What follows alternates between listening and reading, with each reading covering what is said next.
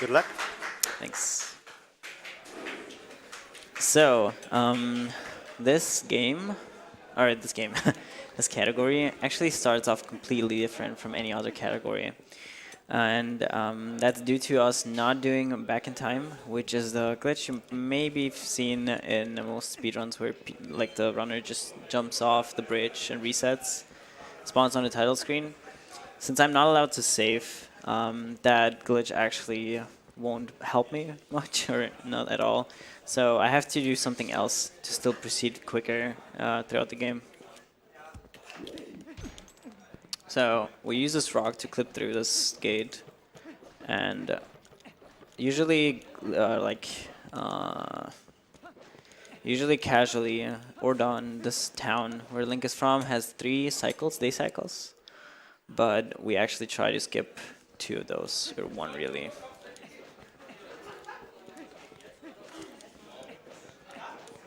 So as you can see, like this part of the game is usually meant to be on day 2, where you rescue Tallow. And Tallow is actually already, like you already hacked, you can already save him, even though you technically haven't proceeded the story at this point. And so that's what we're gonna do. Getting the first item of the game, the lantern, which you can't skip. There's no way to actually skip this.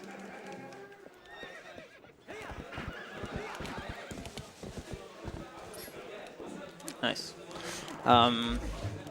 So this category's story is actually pretty controversial. People used to, or like people still meme on it and hate it because it's such an old category and no one really runs it, or barely anyone. It's really just me and some others that sometimes pick it up once a year. And this game, or like this category, developed back in the day when during SDA times, when SDA only accepted single segment speedruns. And yeah, there was like this game, this category would have probably been deleted at some point or just abandoned, but there's been like few runners who always kept it alive, one of them being MoFad, who just always had it in him, or like just try to do it. And yeah, and now it's still a thing, and I don't think it's actually going to be removed because there's still some people who want to do the run. Pineapple and pizza is not good, no. So yeah, and yeah, it's called no save and quit. So as I said it earlier, or also single segment. So I'm not gonna continue or like save warp or anything in this game, and that's a main difference to the any percent category. You're gonna see some things that are really similar to any percent, but also a lot of things that are completely different. And I'm gonna try to point them out individually. So this beginning, for example, in any percent, you would see me have a sword at this point and fight the bokoblins up there that way. But since I don't have them, I have to use something different to rescue Tallow. And he's actually inside a cage right now that is only, you can only break it with a sword, technically. So if I don't have a sword, there's technically no way for me to do it. But we can actually use something here, and you'll see in a second.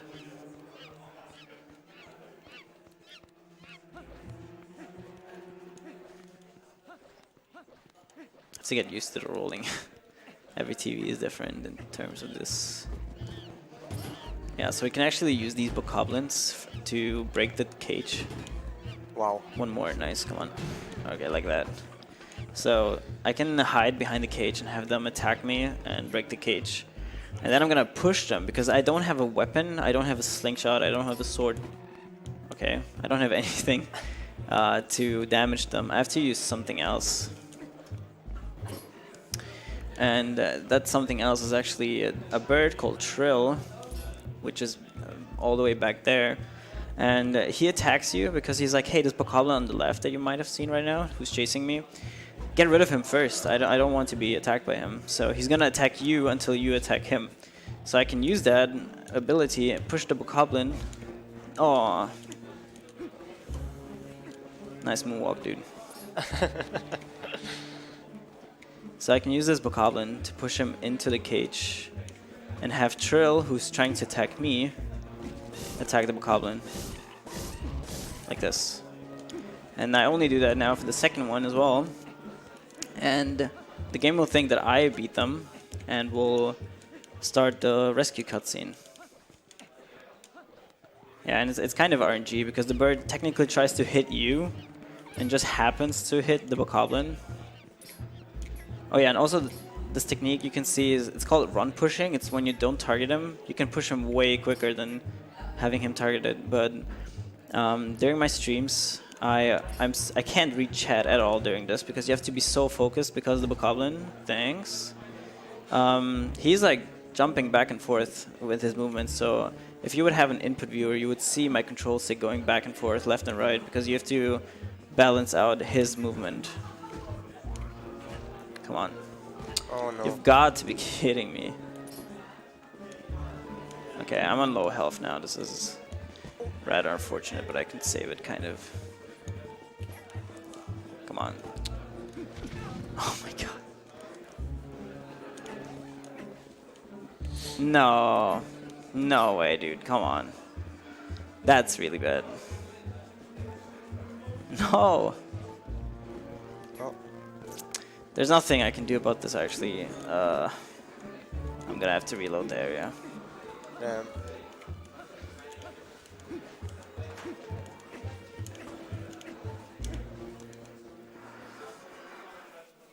So you have to do this both again?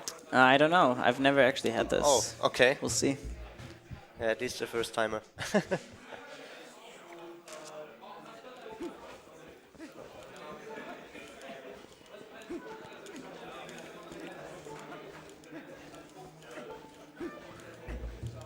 Nah, it looks like I only have to do one. Okay, that's Still sucks because I have a third of a heart, so there's a chance that I might die if I get unlucky.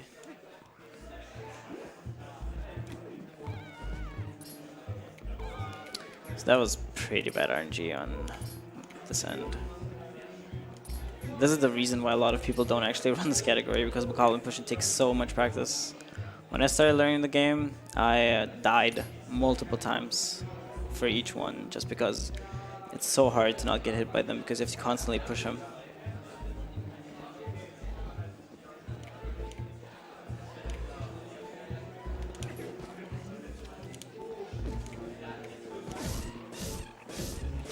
okay, nice.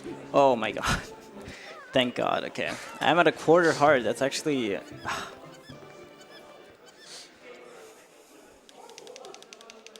least I didn't die.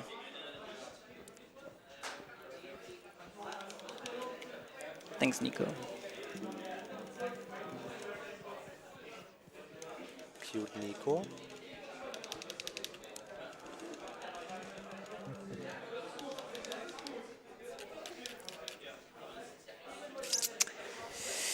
That was like a pretty bad segment, but it's whatever.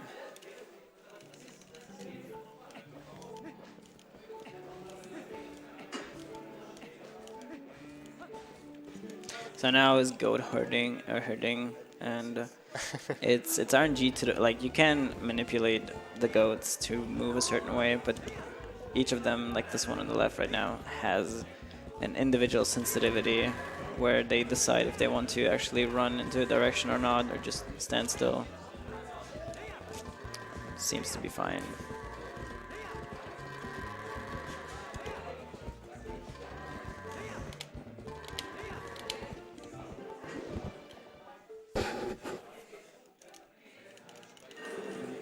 So that was like a 22. That's not, or 23. That's not too bad of a time.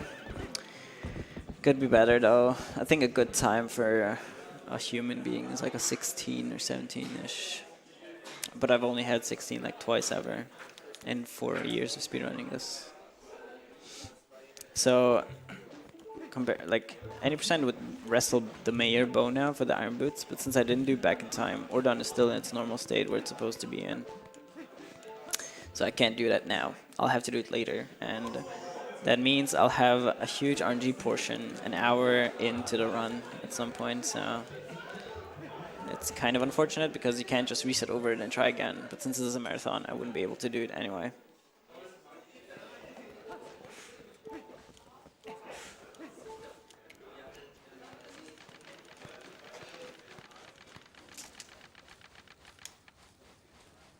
So coming up is the sewers, Hyrule Sewers. It's like an uh, introductory type of like sequence in the game where you learn wolf controls and how wolf works.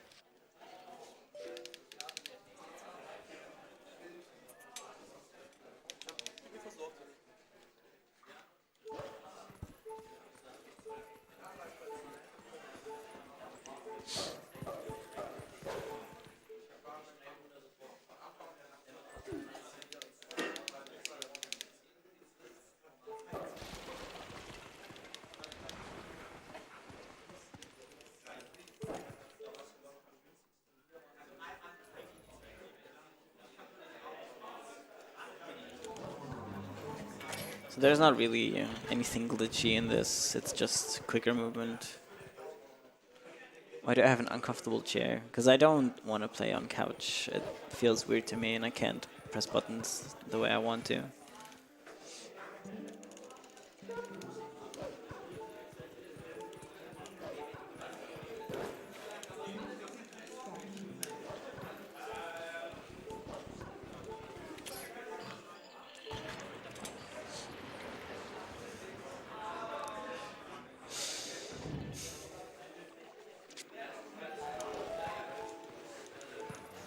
I'm gonna take a save and I'll get hit by this guy. Because dying in this game is pretty stupid.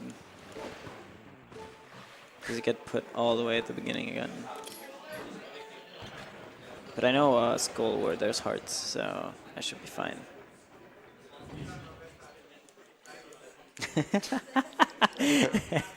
Nice Wow, comment, Zeph. Zav, thank you very much. I've never actually seen you in my chat before, so that's nice. You should talk more.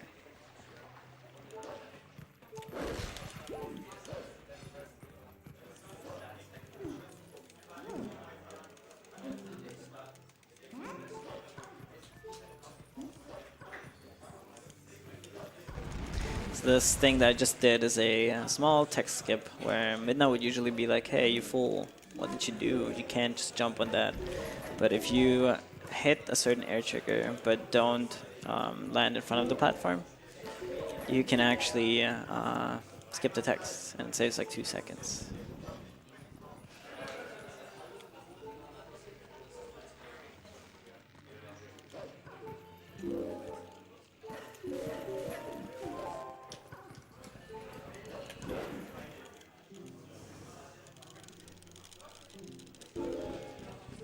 There's also one frame where you can jump early on before Midna actually flies away from you.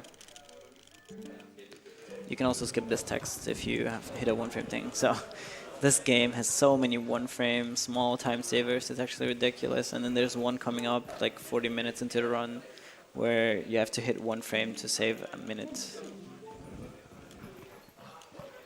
And like, nice. The length might not, like, the length is really irritating because this game is actually hella optimized. The 80% speedrun of this game is 2 hours, 54 minutes, and 10 seconds or something. And it can be improved by maybe 30 seconds. It's actually insane. There's multiple games that are way, way shorter and less optimized.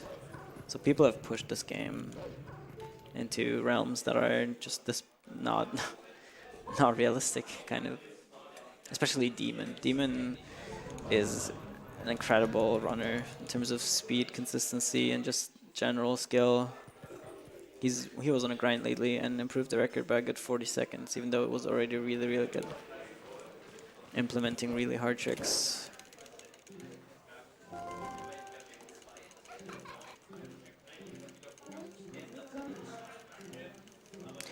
And coming up is a trick really infamous called Sword Shield Skip. Hated by most beginners and probably one of the many tricks in early beginning with TP that keep people from running this game because it's pretty hard and hard to understand at the very beginning. In this category is it's actually not mandatory in this, and it only loses I think 40 seconds or something because if you don't do it, because since Ordon is in normal state, I could still get the sword and the shield, and it would save a warp later on to. So yeah, it's not bad really. So if you want to run the game but don't want to do sword and shield skip, that's the perfect category for you. Should have gone for it. Ah. Yeah. So I messed it up, but it's not too bad. I messed it up because I got an LJ, so I jump attacked way earlier.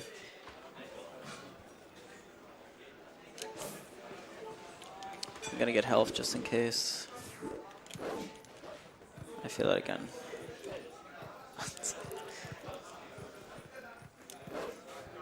So, and if you wonder why I had to void out and not just try again, it's actually Hugo has 2 units of health with a jump attack. So I've hit him once. I need him to be alive after I hit him once, because I need to jump attack again. But if you kill him, you can't target him again, so you can't do a second jump attack that is necessary. Which means that you can't do the trick if you hit him once, so you have to reset him and his health to do it again.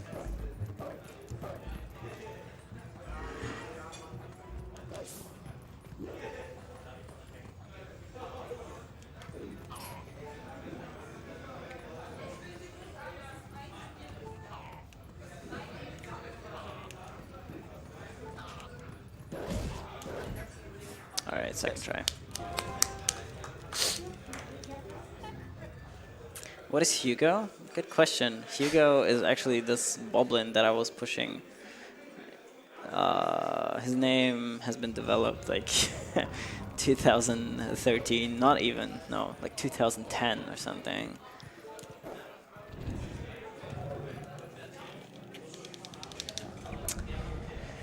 Right.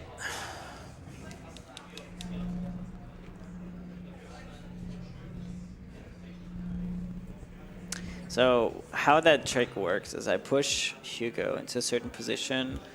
So there's this ground trigger and this air trigger. And this ground trigger prevents me from actually going to the shadow barrier, because Midna will be like, hey, you don't have a sword and shield, go get it, don't go here yet. And the air trigger would actually pass me. So I have to use Hugo to do a long jump attack to jump over the ground trigger and hit the air trigger.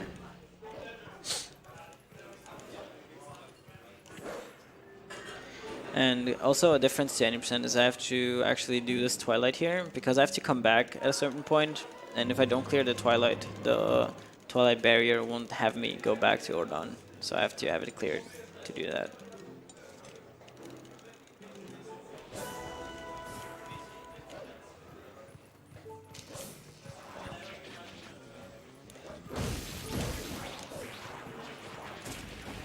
So yeah, the shadow. Oh, if you're wondering why I'm not picking them up, I'm actually gonna return here in the second trap and pick them up later. So it's faster for me to not wait for them to explode and be like the tiers being able to be picked up.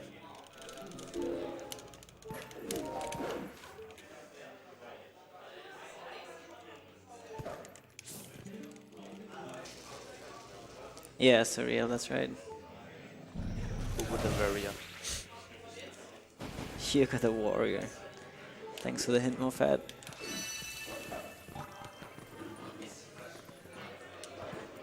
And the Shadow Beast that I'm gonna use later on is actually called Jamal. I think it's one of the few. I think those two are like the major names. People have thought about other names for other characters, but yeah. I actually won't do Morpheal without Zoro armor because you can't do it in this game, or in this category. Okay.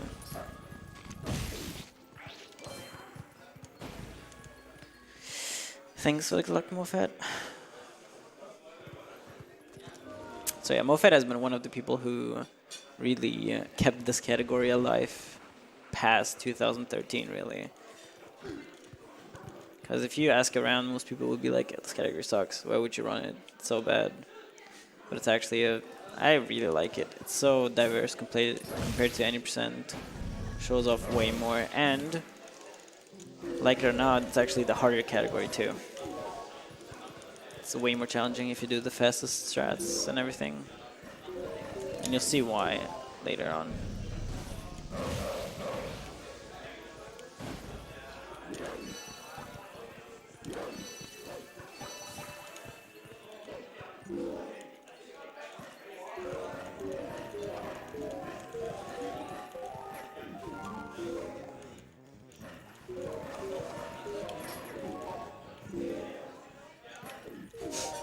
Yeah, 80% runners are too elitist.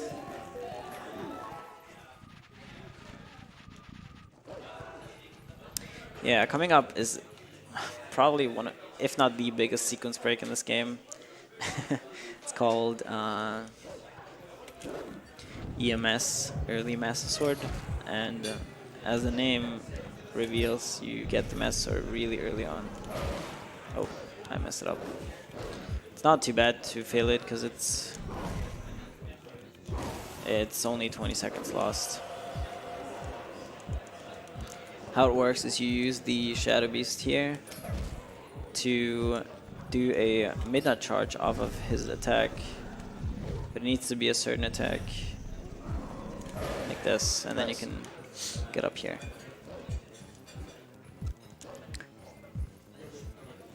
This is actually patched in the HD version of this game. They made invisible walls everywhere and made sure that the Shadow Beast can actually do a bad swing, which you can't do this jump off of. So even if you could somehow get out of bounds, you would be stuck because of the invisible walls everywhere.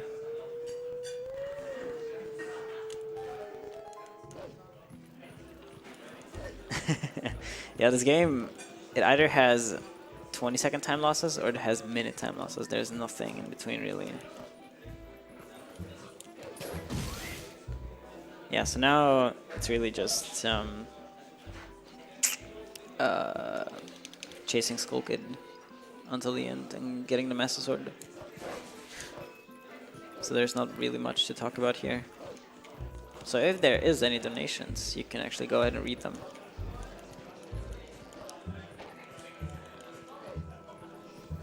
Sorry. Unfortunately, we don't have any donations right now. However, I would like to remind some about the current bid wars that we're having. For example, for the upcoming game, which we still have some time for, but for Pokemon Let's Go Eevee, we have some bid wars for the names. Naming Eevee, for example, is currently at $10 with beans and $1.99 for Ivy. Choosing the player name is currently in the lead with $20 with Oh No I and $15 whatever. And the rival's name with $21 is Potato. So if you want to change that up or have your favorite name getting more to it, then be sure to donate that, as all of that money goes straight to charity to save the children.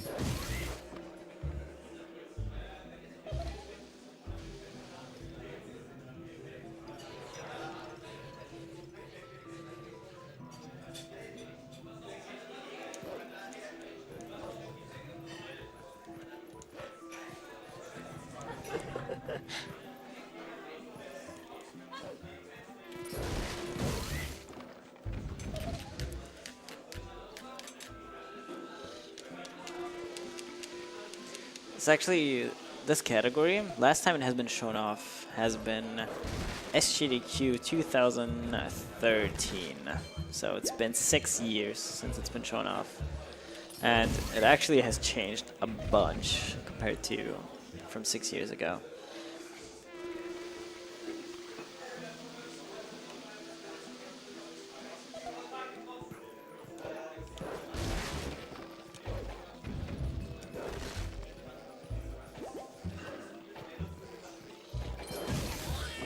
The record for this is also a 308 something.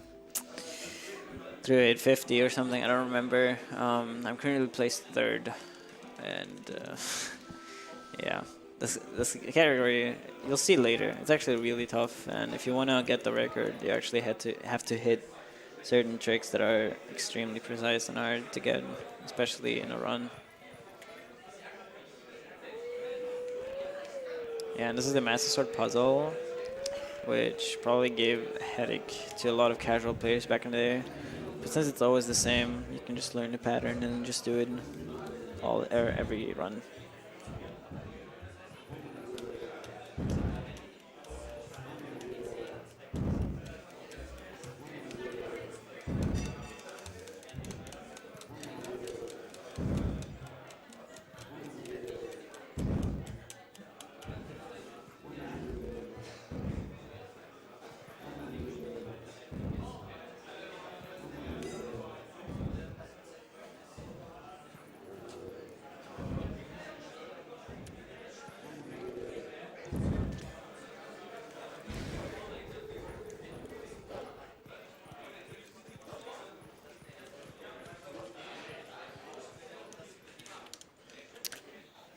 So yeah. Yeah, this puzzle really just doesn't take any effort. I can do it blindfolded. So having the Master Sword is actually hella broken if you have it early on, because what the Master Sword enables you is to transform between Wolf and Human Link whenever and however often you want. And before before you're supposed to get the Master Sword, you're stuck to being in Twilight Zone as Wolf Link and in normal zones as Human Link. So being able to do that early on is hella broken. You'll see soon why. And the second, another option, of course, is that you have the Master Sword, which has double the strength of the Ordnance Sword. So early bosses are being beaten way quicker. And you also have the ability to warp around warp places or warp points on the map that you've beaten Shadow Beasts on. So you can move around way quicker than you're usually supposed to.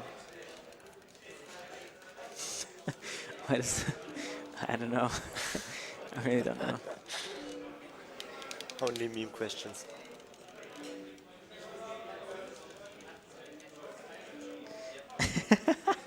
I have a flawless success rate with Master Sword puzzle. Undoubtedly.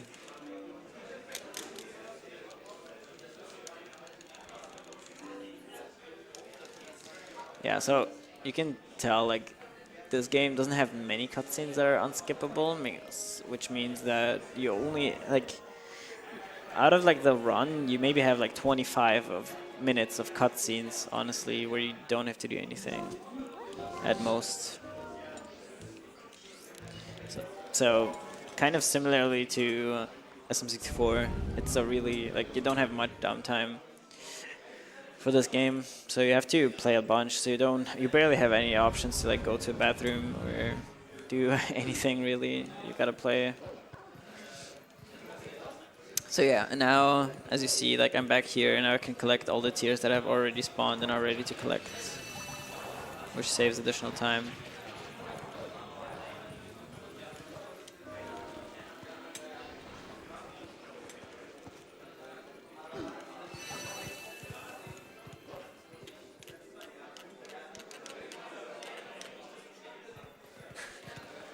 Nice.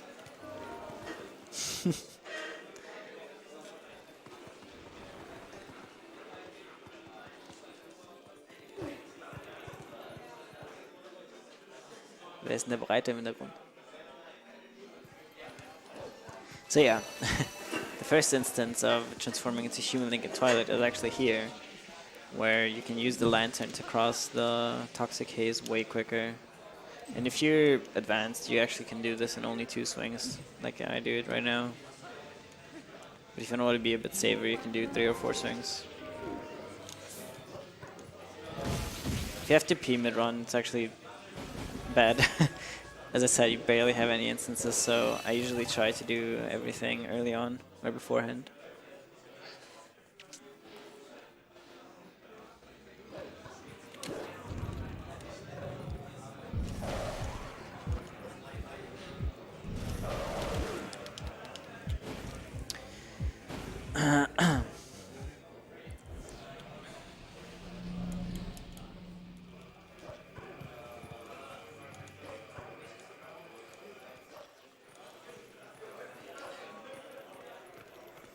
So the last two shadow blocks are actually there.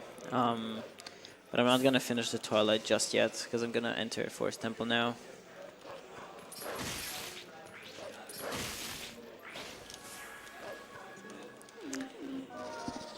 Do we have some time for a short donation? Yeah. All right. Well, we've got a $20 donation from Lehman Andrew saying, Jessica, you're the most beautiful girl in the world, and I would love you with all my heart. We love you guys speedruns. Keep up the good work. Money goes to Runner's Choice. Oh man, someone's getting late today. Thanks for the donation.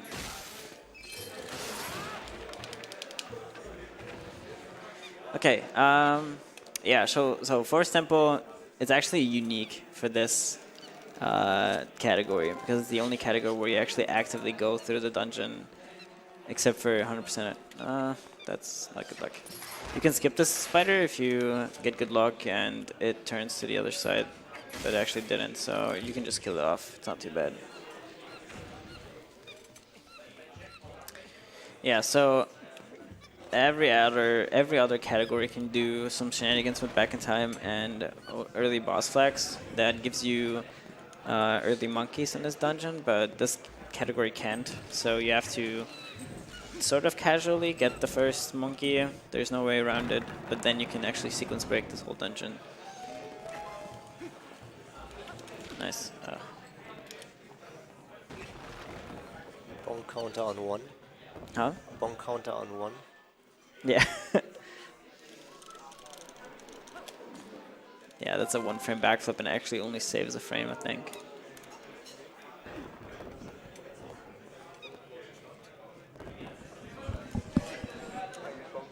Yeah.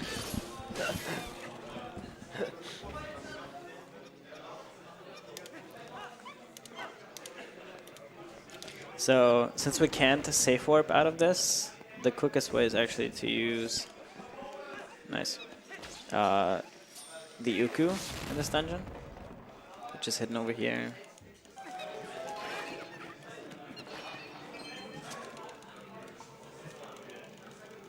I'm gonna do Woodpecker later.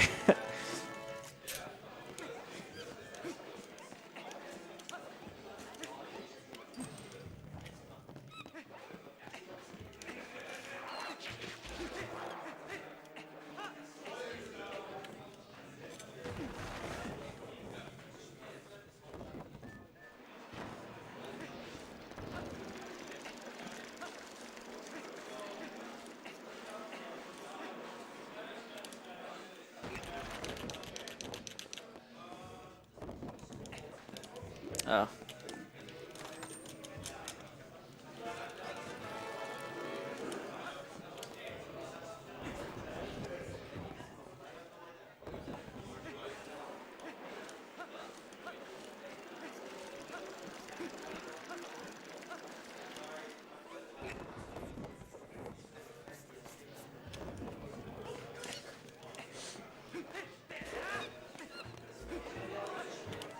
Yeah, so this dungeon is just clever maneuvering and like cutting corners and everything. There's not that much sequence breaking yet.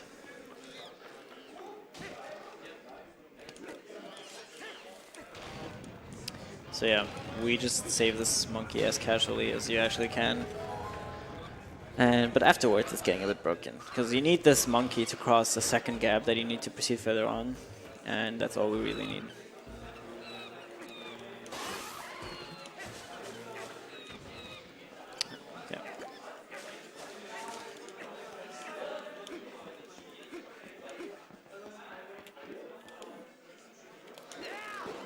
Ah, I messed it up. I'm sorry. You can do like the small, weird, glitchy animation where Link does multiple jump attacks onto the wood, but it didn't work. I don't know why. Probably timed it badly.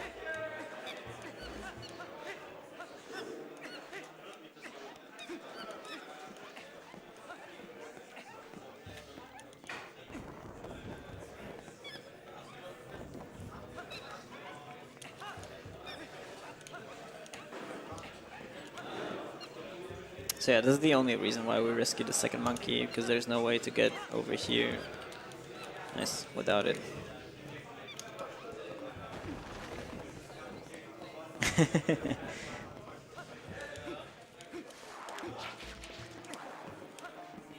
So this is where the sequence break is coming up. Usually you would have to rescue way more monkeys, technically 4, to cross this place here. But we can actually do some shenanigans with these bridges over here. Like this. You can run off the edge and then clip inside the bridge like this. And then you saw me call Midna, and for some reason talking to Midna triggers the wind cycle to turn the bridges. Like this. And then with the precise side up like that. It's not that precise, but precise enough. You can clear the second bridge and enter this way earlier.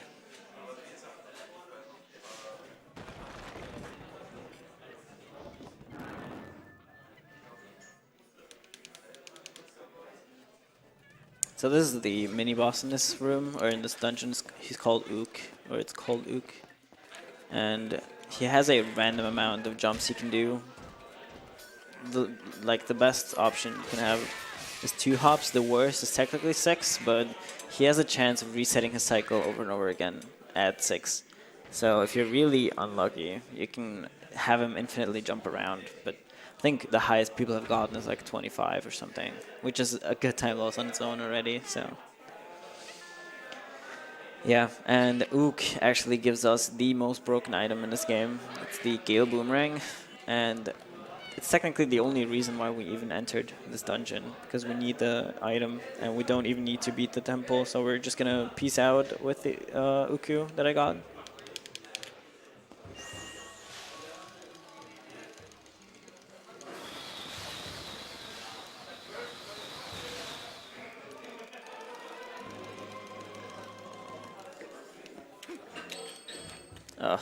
No. So if you want to pick up this game, make sure that your boomerang is always on X.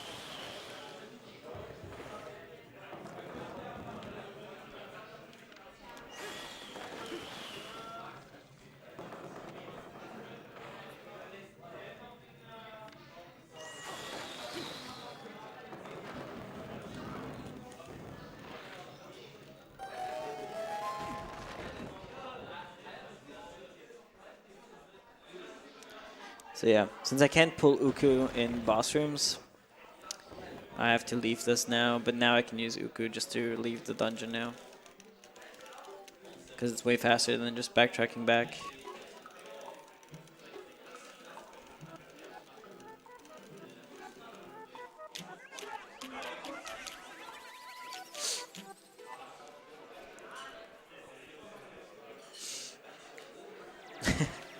Yeah. The Y is reserved for the claw shot that we're gonna get later. Oh yeah, you see glitchy Link because you're not supposed to collect tears as human Link.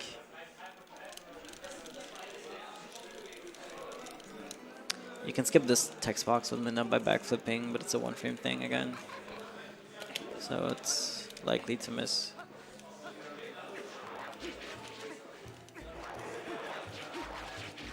Nice.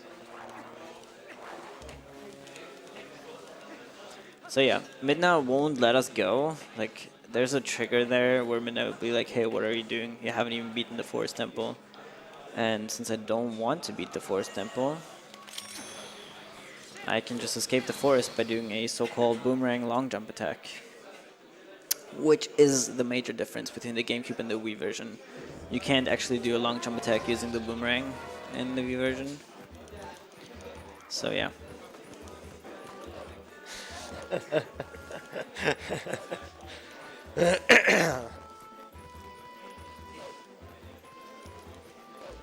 So yeah, now this game is gonna pick up a bit on pace, kind of. So there's another instance where I'm gonna go do this boomerang trick. Like this, because there's a mailman.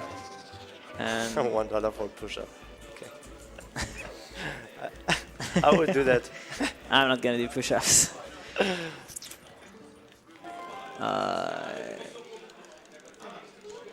So yeah, so I skipped the mailman there, which would be like a 15-second cutscene. And coming up is this like one frame thing that I was talking about, where if you miss it, it's a minute lost, or not a minute gained, however you want to call it.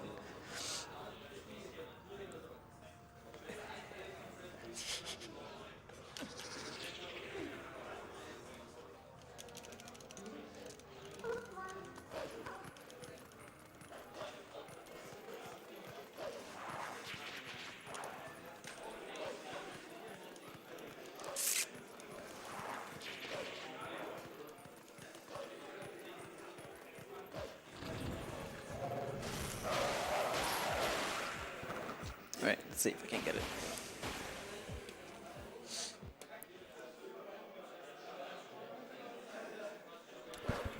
Nice. So this saves a minute, and it's really just time save through saving backtracking. It's one frame in a 30 FPS game, so it's you can imagine it, if you've seen the Majora's Mask run with Turtle cutscene skip. That's exactly like that, just harder because MM is 20 FPS and TP is 30.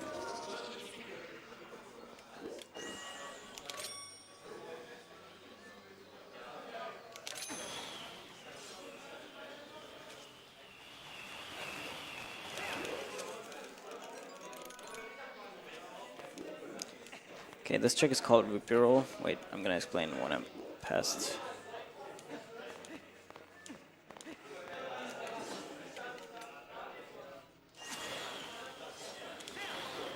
Okay, very nice. So, how it's done is you can get on the fence, but you would slip off. But if you happen to also collect a rupee during being on the fence, you can actually keep the position, then you can roll past it. In this category, it's actually hella scary because you can't safe warp to... So how this game works is if you collect a rupee and you get this text, you will never get the text again unless you reload the game. So what any percent or every other category could do is they could, if they fail it, you need the text. There's no way around it. They can just save warp and get the text again and try again. But in this, you can't. So the only backup for this would be to do a thing called zombie hover, which involves getting on the fence, mashing B for almost a minute, and just to hope that you would slip past the fence and land over. It's very, very, very stupid. So if you wonder why I don't actually continue Kakariko, I'm just going to get the warp, and this game has a feature that's called map warping, and you can only achieve it or get it by triggering this cutscene that I skipped with the jump attack. And Minna taught it now, pretty much. Like, you need this cutscene to learn how to map warp. And how it's done is, instead of pressing Z, talking to Minna and be like, hey, I want to warp, you can press the D-pad right. You can press D-pad right and then just warp that way. So now I'm gonna get the ending blow, which is the first hidden skill, and this is the most convenient time during the run to get it, and it's being taught by this wolf.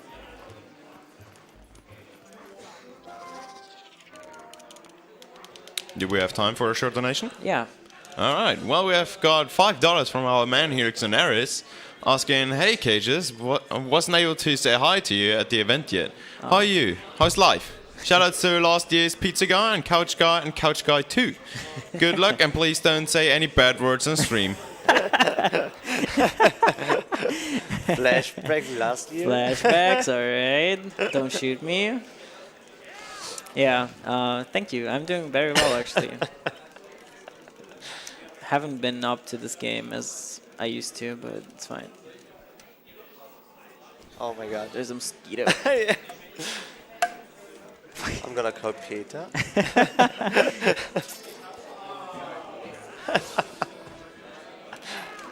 Come on. Oh. Nice.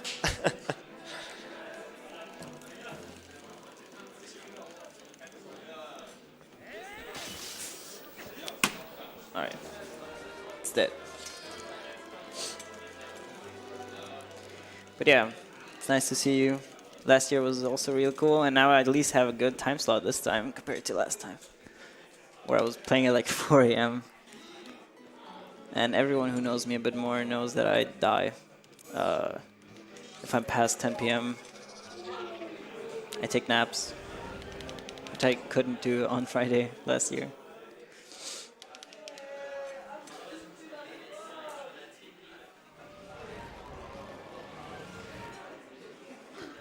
So yeah, now that I have Ending Blow, I can actually continue on here now and do this Twilight or it's called Elden Twilight, and it's my favorite Twilight to do. There's 3 in this game: Pharaon, Elden, and Lineru. And Elden is the most fast-paced and broken one, in my opinion, so it's very cool to do and watch. And it's good in length. It's like 7 minutes compared to Lineru's at almost 12.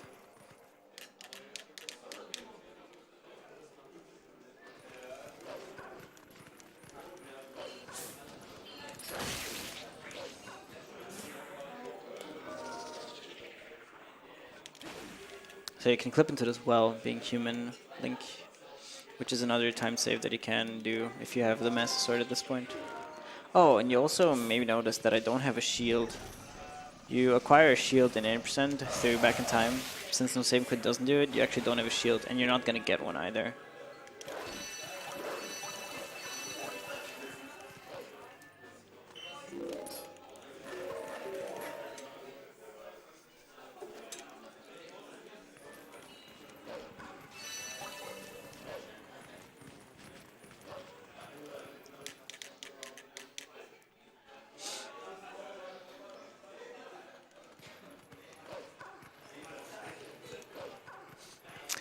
So in this room, there's a cool trick coming up that SVA found a long time ago. We used to climb up this ledge and then break a pot where a bug was down, but you can actually trigger him to run towards you just by hitting a wall, which saves like 4 seconds. Yeah, back in the day. Dude, I can always be so nostalgic about so many things. I loved back in the day.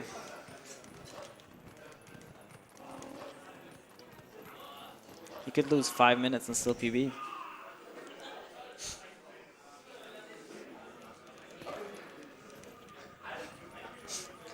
Back in communism.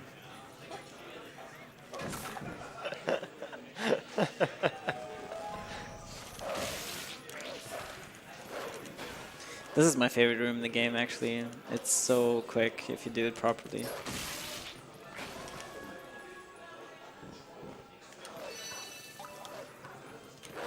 Ah, come on.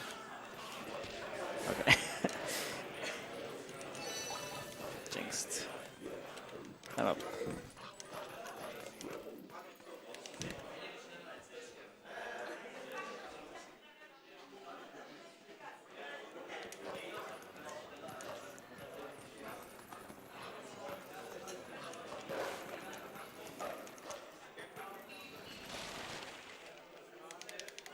Yeah.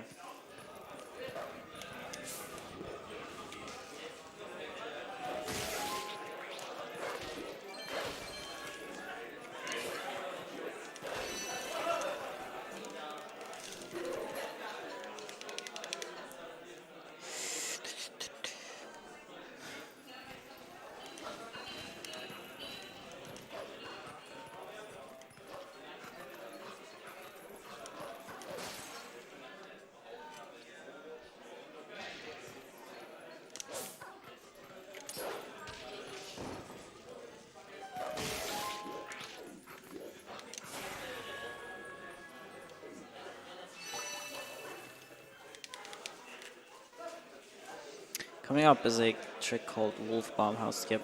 I hope I get it, because it's actually really cool.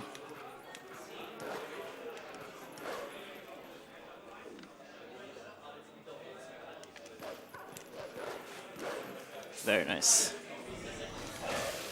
Very cool. So, most people you'll watch in this game will actually go human for this, but it's actually 3 seconds faster to not do that as human. And how it's done is you can trick the bug, or like the game didn't think you could actually catch up to the bug before it runs into it. So it kind of had like wants to like catch you or like have you go into the house and then start like a cutscene where you have the house explode and everything, and then you get all the tears. But you can, if you killed the bug before it entering, the game assumes that you actually entered and watch all of the things, and it's just gonna go into its broken state. Yeah, it's really hard. I think only like five people do it, as far as I know. And it only saves 3 seconds, so it's not really recommended for anyone that doesn't want to lose a lot of time if he's not that confident yet.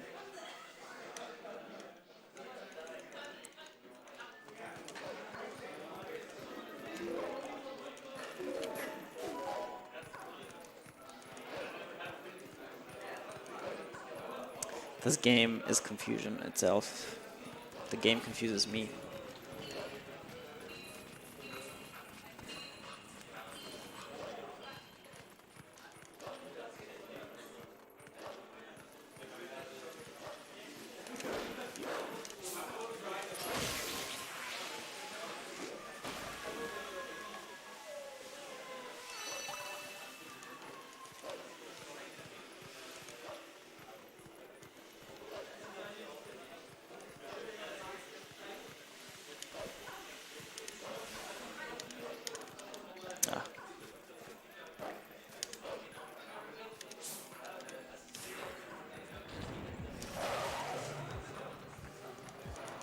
So these Shadow Beast fights are pretty straightforward, but they can have weird patterns where they don't see you, don't approach you, or are placed so weirdly that you accidentally bonk into these barriers, and that immediately cancels your midnight charge.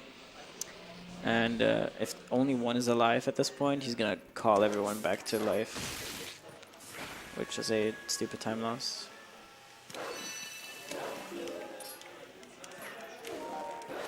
Okay.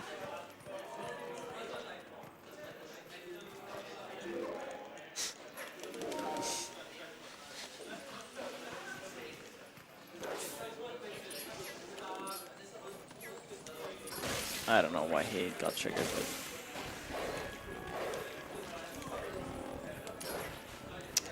give me the tier. Wow. Dude. Whatever.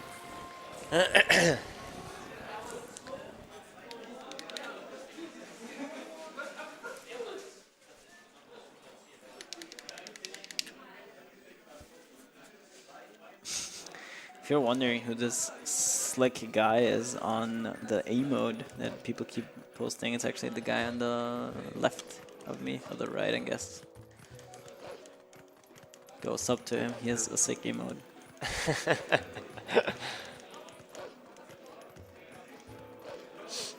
Oh yeah, coming up is also, you only see it in the 100% category and this, and it's really cool. So we have to trigger this go run to proceed further on, but I'm just gonna peace out and warp away.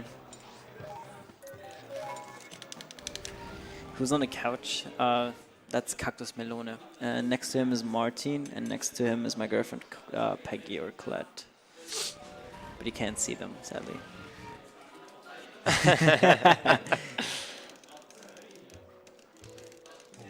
And I'm Kejs.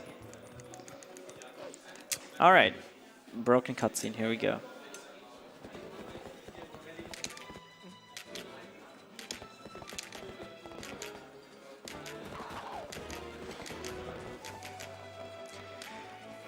Why it is like this is just because the game, like, you're not supposed to be wolf by any means here. So of course the developers never made textures or a cutscene where you're Wolf Link, so it just forces you into Wolf Link state, or in Human Link state as Wolf, which just spazzes out the game completely. What the hell is going on right now? Looks normal to me. Alright.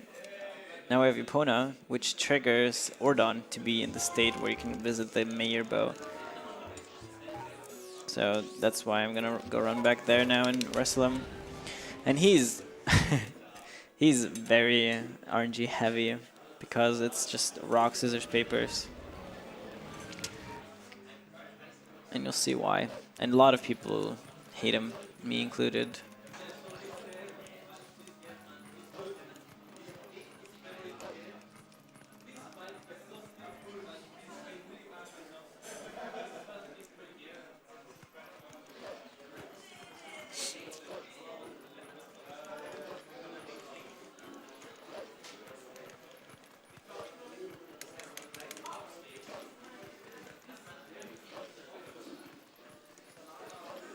Yeah, this is the reason why I had to clear the Twilight. I wouldn't be able to enter in this area if I, because of the Twilight barrier that would have been here.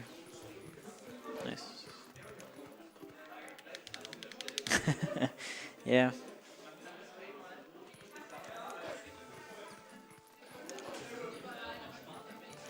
So I also have to collect 300 rupees throughout the run to be able to enter City in the Sky. So this is the first 100. Another 100 is waiting for me in Snow Peak Ruins, and the other 100 I have to just collect during my trip around the world.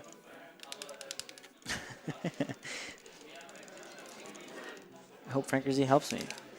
So yeah, yeah, this is Bo. He's just talking about, oh, okay, I see the kids are in Kakariko. That's good. Blah blah blah. Oh, so you can't pass. Oh no, what do we do? I have an idea, but you can't tell anyone. I'm actually a sumo wrestler, semi-professionally, which is why you're gonna wrestle me to get the iron boots, because he wants to prepare you for the Gorons, because that's their way of like accepting someone's strength or something. So yeah. Thanks for translating. Yeah. No problem, dude. The game's in German. Oh. Okay, so if you slap him and then push, you can actually push him off in one go. But then you need to slap him. There's no way around first. So in the second phase, he has a chance to dodge you, and if you slap him during it, you can actually push him off once again. That's what I'm hoping for. No, that's bad. Come on, don't be a bitch, dude.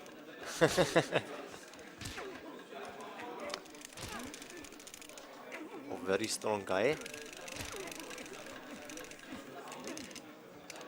Come on. Yeah, that's the silly part about him. Uh-oh. Don't lose. Come on. One more. No. Oh my dude. god, he's so trolly. Come on. Okay, that should be it. Yeah. Oh, that was actually pretty bad. That was really bad Yeah. RNG, yeah.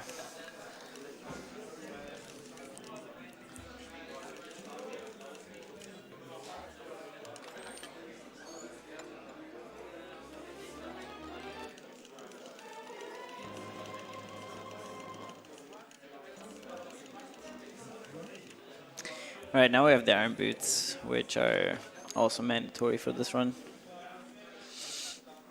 Yeah, he technically is the final boss, just he's an hour in.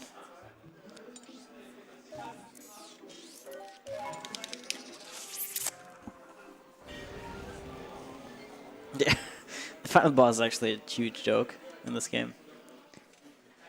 And you'll see why in 2 hours.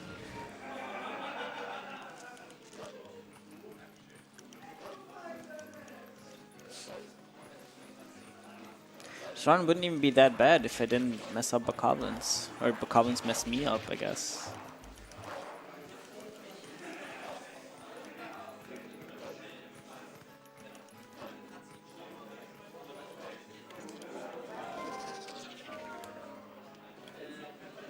Oh, yeah, so this is the trigger that prevents me from continuing on. And I have to skip it. Come on.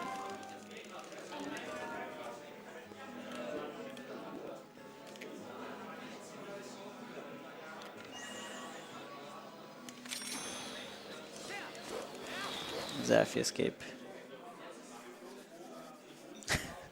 Hello, Unleashed.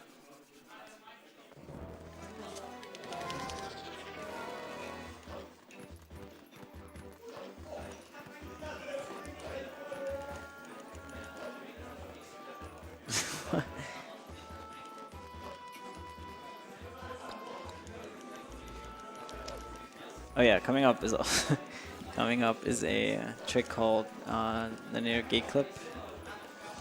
It used to be heavy RNG based, but we found a different way to do this trick.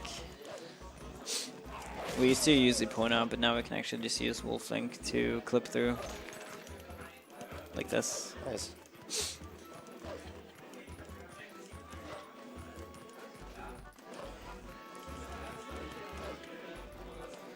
Yeah.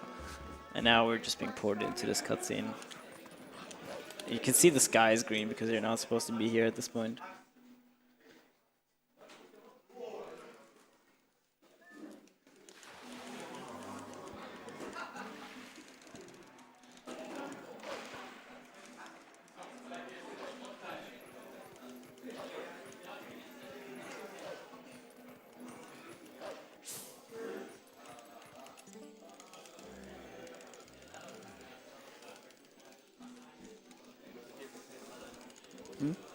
Signature now. Okay, so for this fight, you would usually fight him normally. Just jump attack twice or whatever. But since we can turn into human and there's this like pile of water. Oh, okay. I don't know why I did that, but whatever. You can... dude.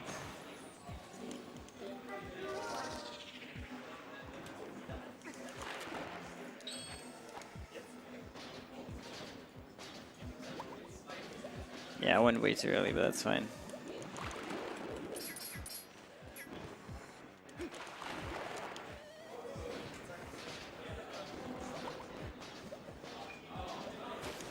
So you can lure this rider into water, and if he touches water, he dies. So that's what we're using here to speed it up.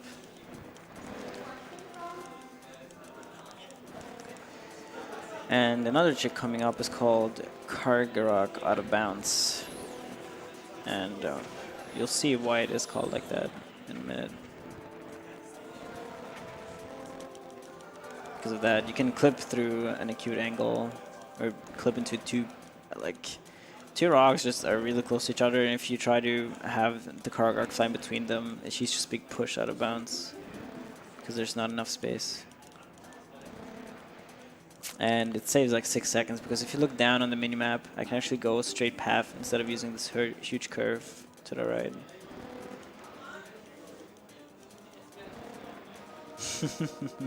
I love that.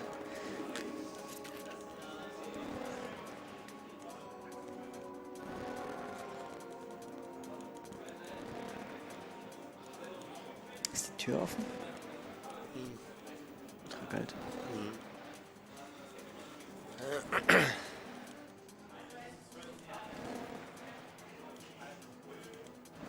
So yeah.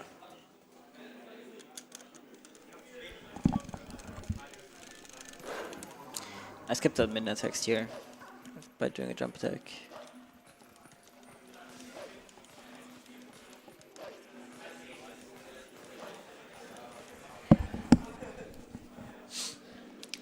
So, It's very cold in here, so I'm just gonna put on a sweater.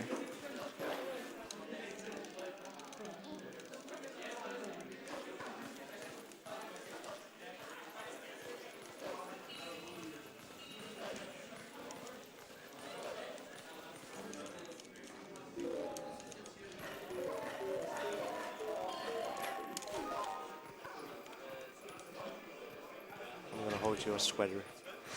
Thanks, So you hold on. need it. Yeah.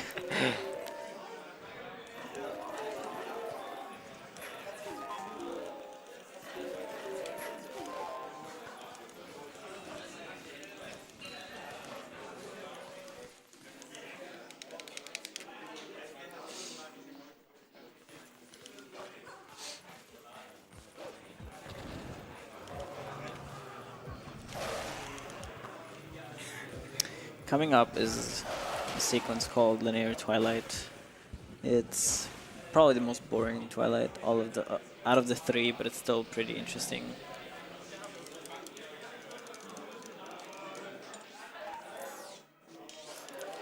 Okay.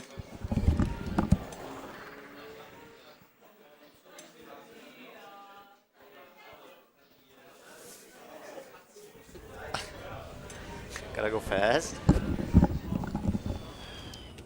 Okay. I leveled up.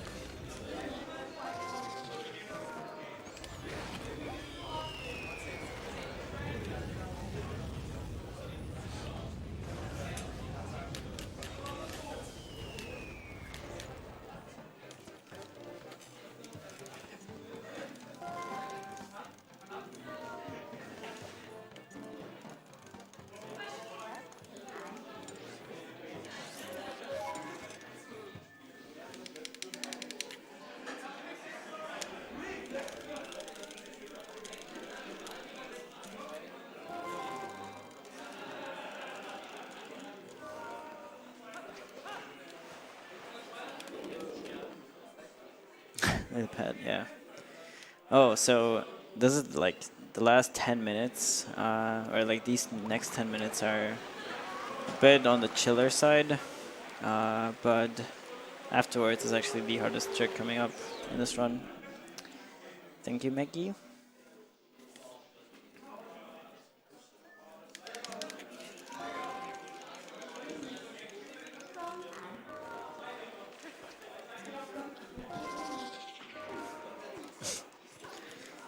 Alex.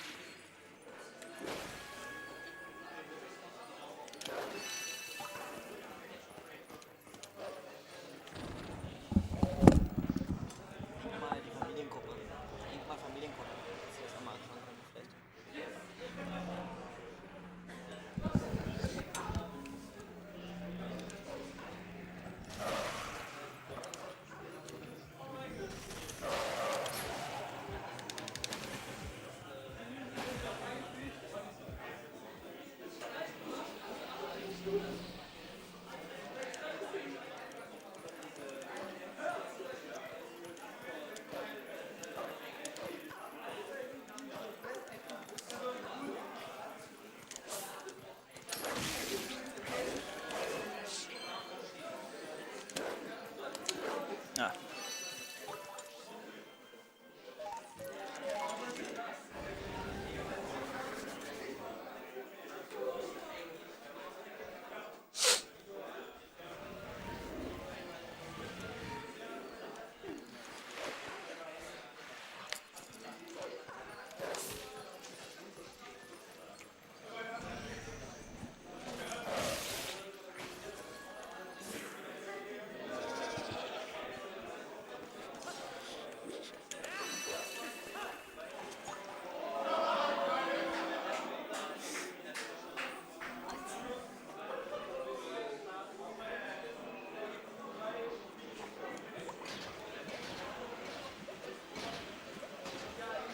Sick.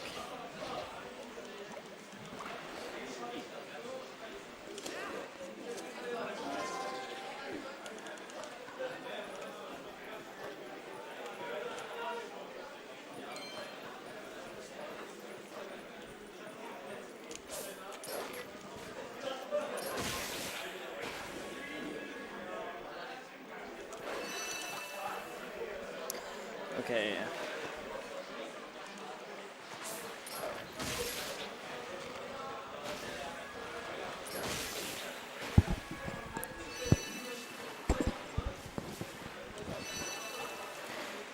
Yeah. those are lily pad bugs. They can be pretty tricky with RNG, but they're usually fine-ish.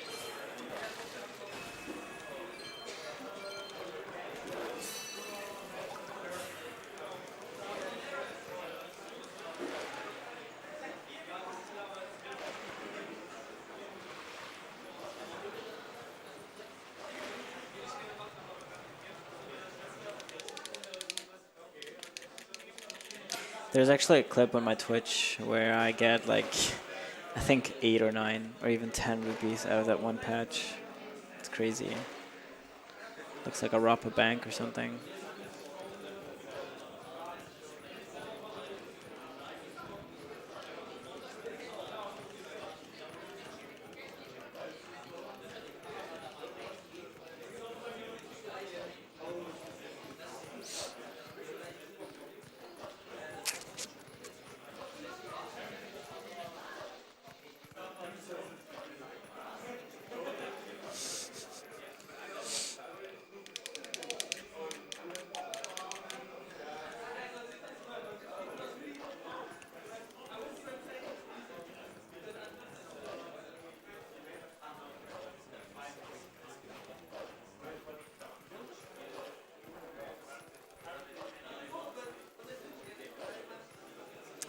So all of this movement here is actually just to get one single bug, and there's no way around it because the developers wanted you to just go to Hyrule for the first time ever and just see how it is, and that's why they put a bug in there, and we were hoping that on the HD version they might like don't put that bug in there because they already had a less amount of tiers to collect, but they of course had that one kept in. Let's save a bunch of time to not have to get this bug over here.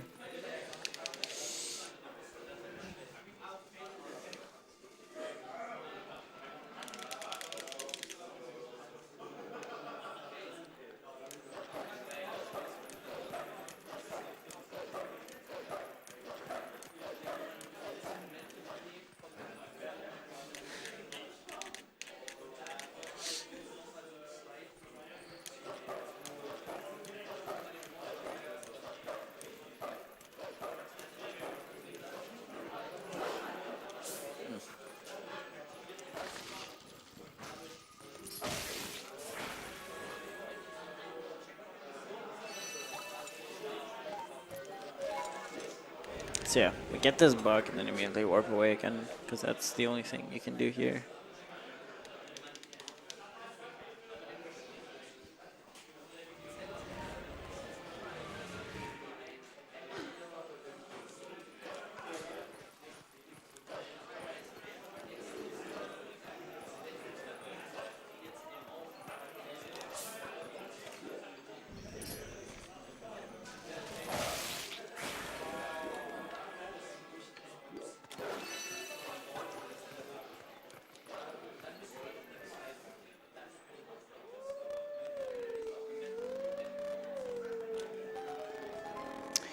Alright, another Kargark flight to get 4 tiers, 4 bugs.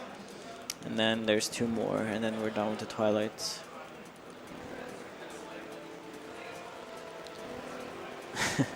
This is a really sleepy Resident Sleeper segment. Linear is really isn't the most exciting segment out there.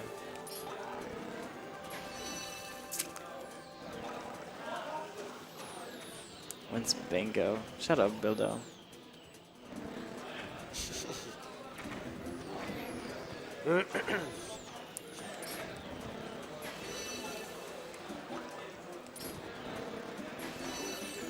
Yeah, so since we don't need any more here,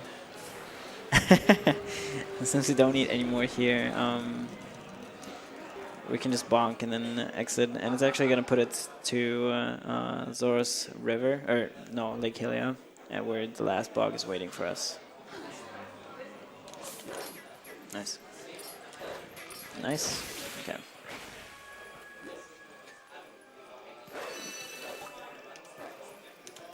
Shut up, Weasley. Potter. Yeah, so now the small boss fight kind of thing with this huge bug. There's a strat to enhance it a bit. And I hope I get it. It's a bit tricky because you have to cancel his attack.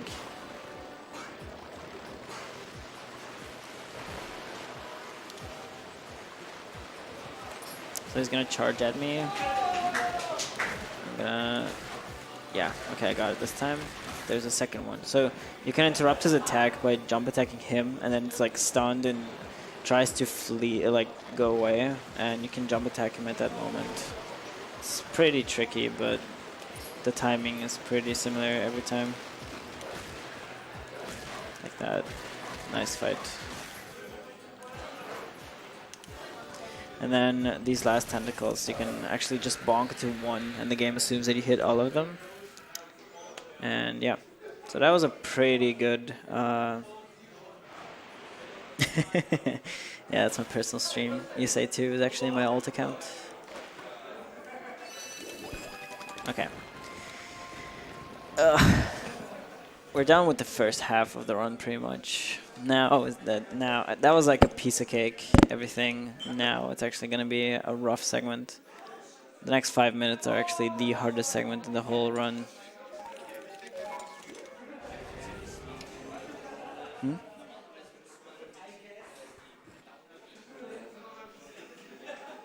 So cold here. Yeah. Well, my bodyguard is bringing the jacket now. Oh, that's nice. Okay.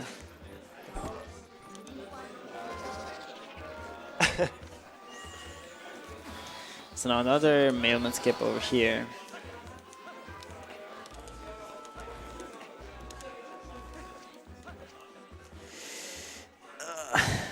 Okay. So here in Hyrule Castle, we're gonna start the escort sequence, and usually you would have to fight Boblin 2, which is like a sort of mini game, nice throughout the game. You have to fight him 4 times total casually. In this run, we're only gonna fight him 3 times. The first one is actually skipped. So yeah. There's this thing that was found very recently where you can actually skip this whole second fight too. It's like we only fight him twice. And you'll see how it's done very soon. So basically, you can it was theorized a very long time ago that you can skip him by voiding out anywhere, but this game usually won't let you just void out. Nice. So there was a thing found where you would put like boost yourself up on the vegan that you're trying to protect. Come on.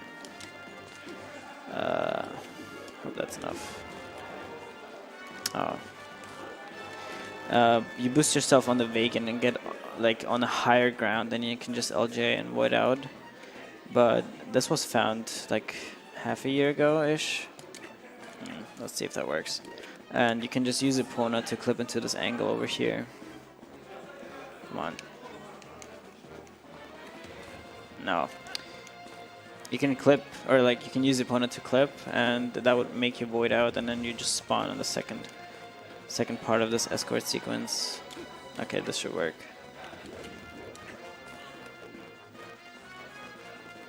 Come on.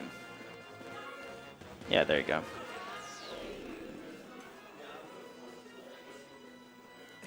All right, that was a piece of cake, but now the actual hard part comes up. So casually, you would, after being done with Force Temple, to enter Elden, you would warp a bridge. But you saw me do this like rupee roll trick to bypass that, and so the bridge isn't there. But the game wants, like the game thought that the bridge is the only way to cross this like huge gorge. So we have to find a different way. And back in the day, or like before this trick was found, you actually had explosives, so you could do some shenanigans with bomb boosts to do the similar thing as I did with the rupee roll. But since I skipped explosives completely in this run, actually you have to do something else, which is very rough. It's not necessarily hard, but it's just stupid to do pressured, and you'll soon see why. And if you fail it, you actually lose 1 minute and 50 seconds, so you kind of want to hit it first try. But if you've noticed, the estimate is 325. It's 15 minutes slower than my PB, but I set this estimate high just because of this trick, because it's not unlikely to miss it, and missing it once is 2 minutes. So yeah, I kind of wanted the leniency for this one. So it's coming up in a minute.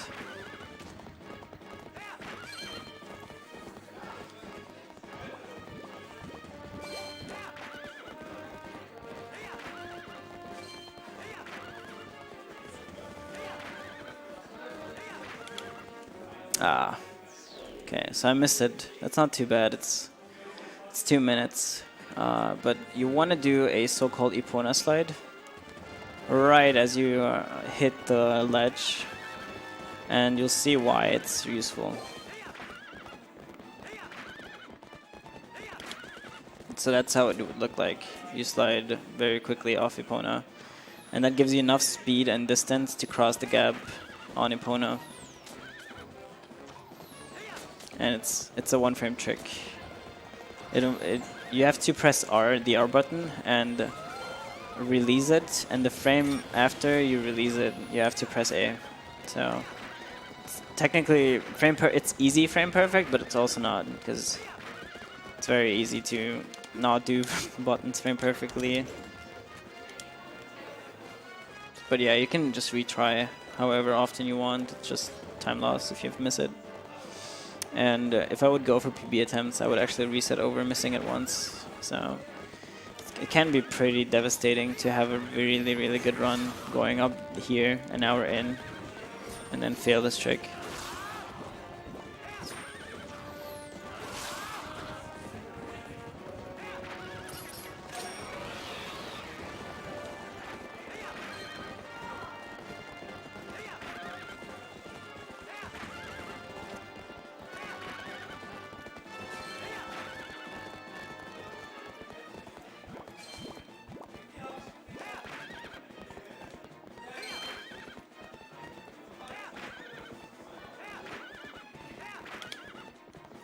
Come on.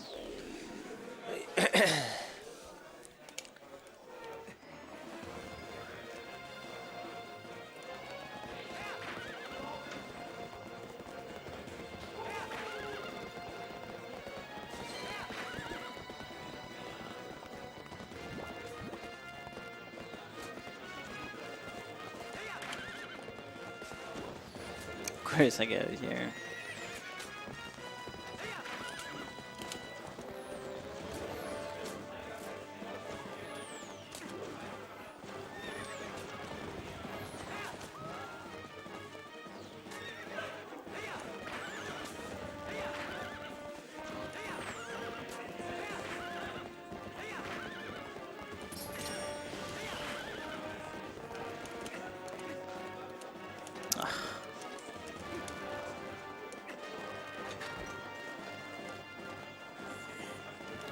Let me on my horse.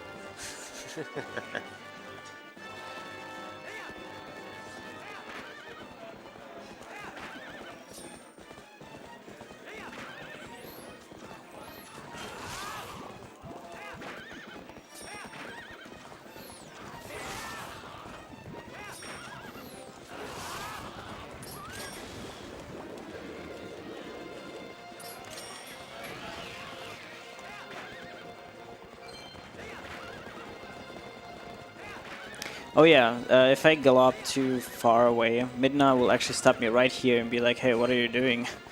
You have a wagon to escort, and then I'll have to go back. Okay, I hope I get it this time.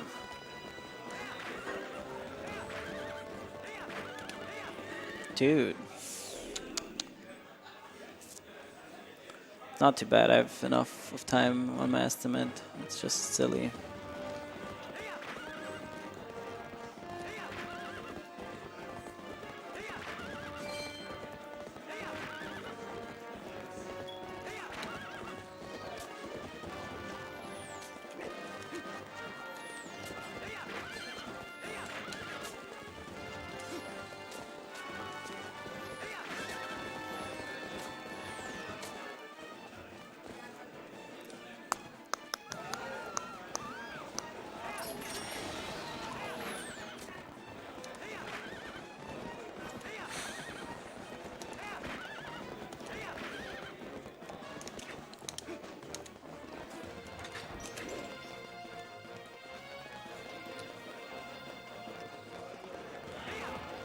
Yeah, you can like this game a bunch of you right here. I don't know why it is like that, but yeah.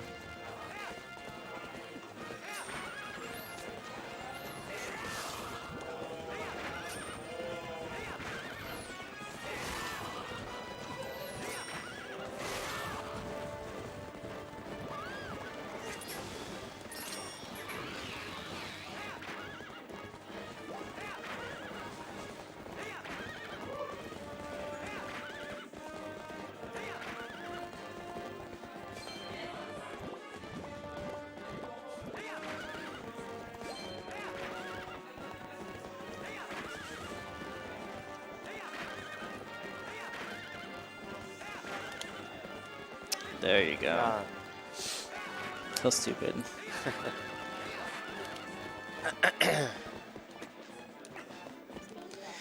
Alright, whatever. We can continue on.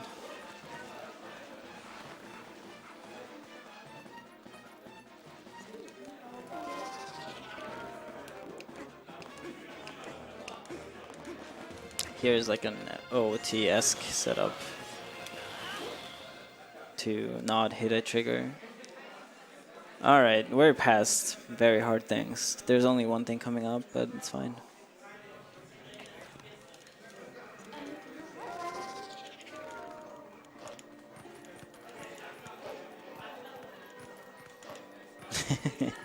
I wonder who that runner was, MoFad. It's fine. That's like 6 minutes, but I planned on missing it a couple times for this, even though it went well in practice.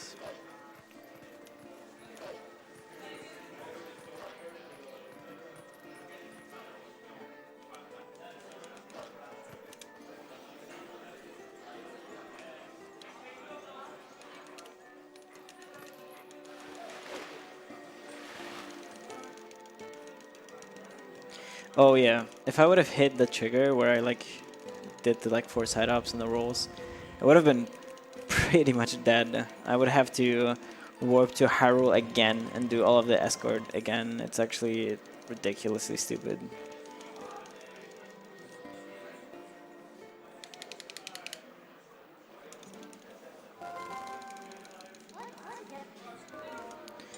Alright, now we have the Zora armor, which is also a... yeah, I have to go here. Which is also a 100% and no save code exclusive item.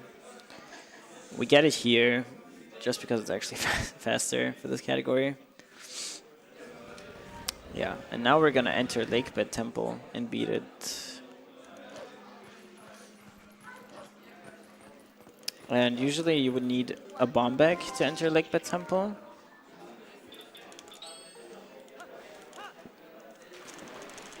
But you can clip inside, and you'll soon see how. This is easier to do in No Save Quit than any %, because you have infinite retries and you don't drown in case you mess up. Yeah, I also don't know why the developers decided to have swimming be dependent on keep mashing, because it's actually stupid. And the first couple swims are actually important that you mash them very, very hardly, because if you go slow on them, you're not building even close enough speed. as you want. Oh, okay. It was a bit too far right, but that's fine.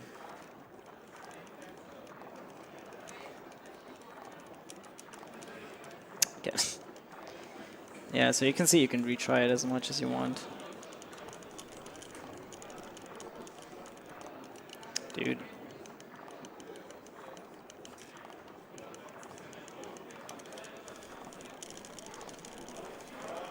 Okay, there you go.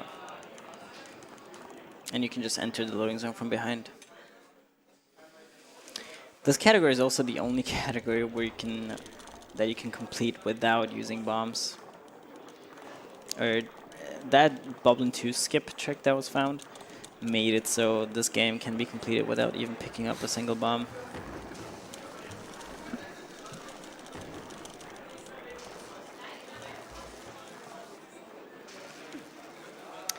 Alright, so now we're here in Lake Bed, and it's usually split up in 2 parts for any other category.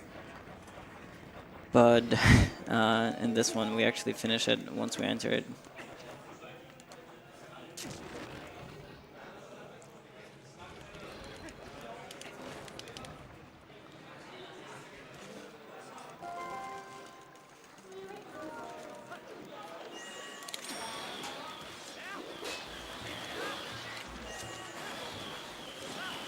So you would also usually need bombs here and arrows, but with clever LJs we can actually bypass this.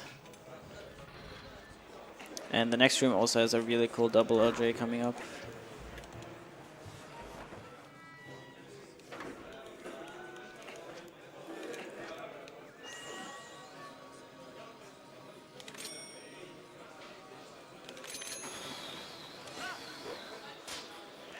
Like this.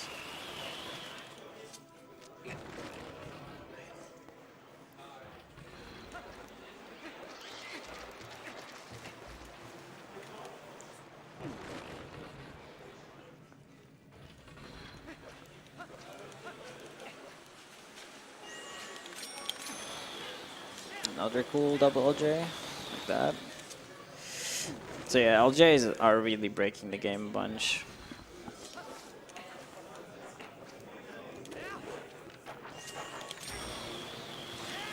Like this. So since we don't have bombs, there's this rock that is blocking our way to the Decotoad, which is the mini boss in this game, or in this dungeon. But we can bypass it actually by using this pod. So shoutouts to this pod.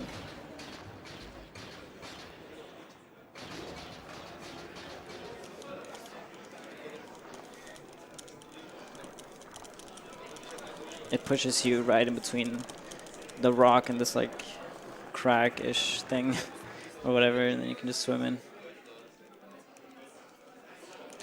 You jump, so how this long jump attack system works is Link, or they made it so Link jump attacks to everything that he can actually target if certain conditions are met.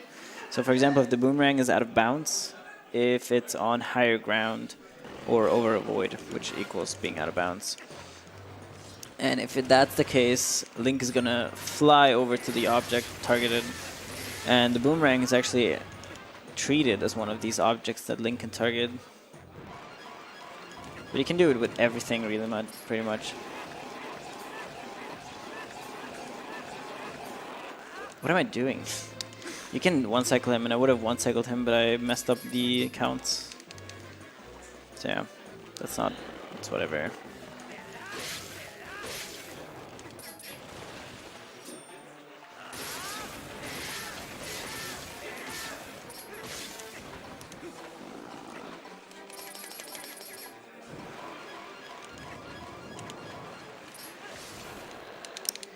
Alright, so now he gives us the claw shot, which is a really handy item, obviously, which we're gonna use, and which you need for the mini boss coming up, or for the actual boss coming up called Morpheo.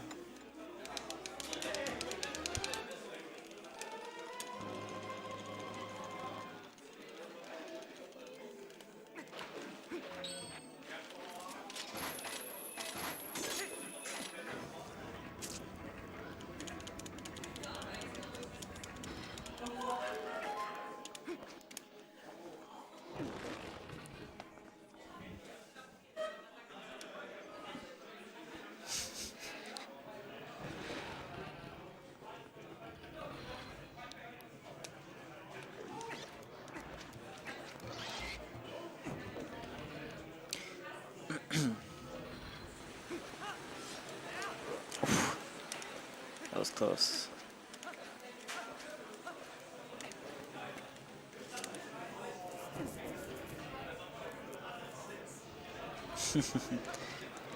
What's up, Christina?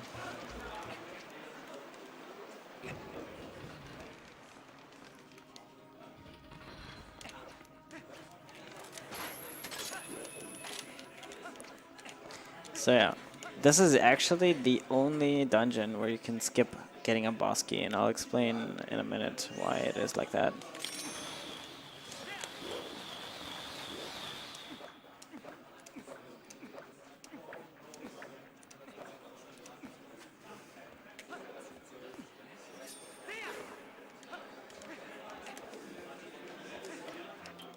Alright, so how boss doors in this game work is there is no loading zone like behind the actual door.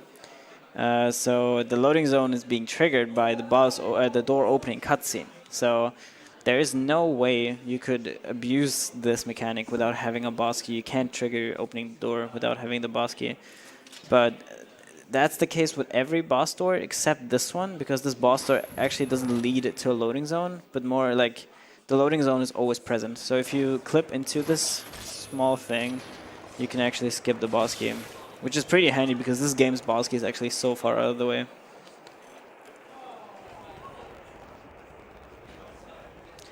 Show off the city boss key after the run. I haven't actually seen it in forever. I've seen your video a long time ago.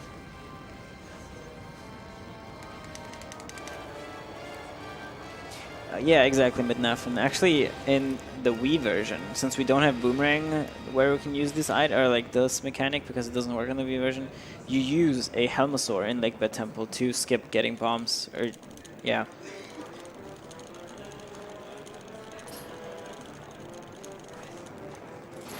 So this infamous boss is called Morpheal. In 80%, it's actually a really difficult boss. Nice, okay. Hold on a second. Ah.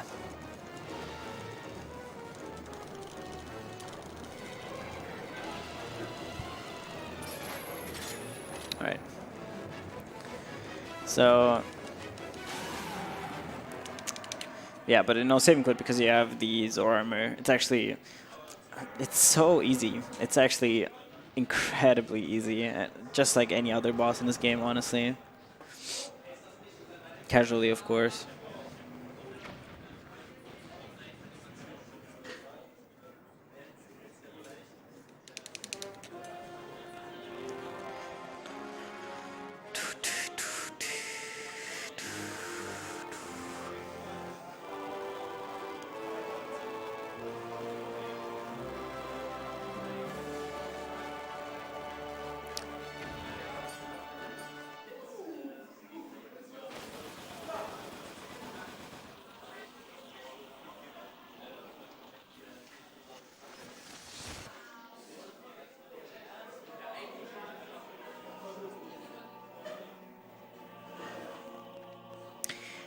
So how it works in 80% is, since you don't have Zoro armor, you have an air gauge that, or gauge that slowly goes down, and the only way to replenish your air is using a bomb underwater.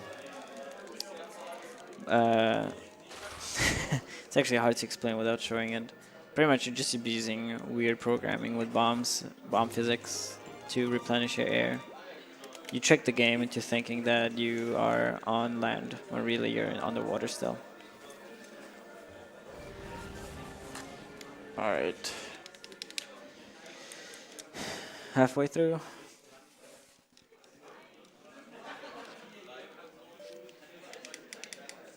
I shouldn't, if it wasn't a time loss, I would have done it.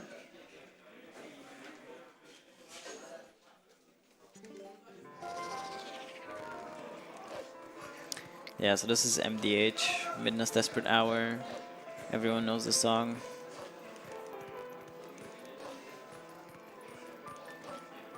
There's not much going on, so I'll just have you enjoy the song until an enemy is even remotely close and cancels it out with enemy music.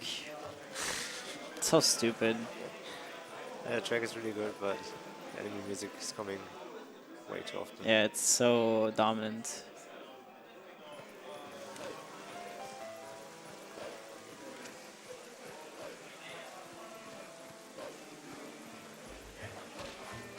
Okay.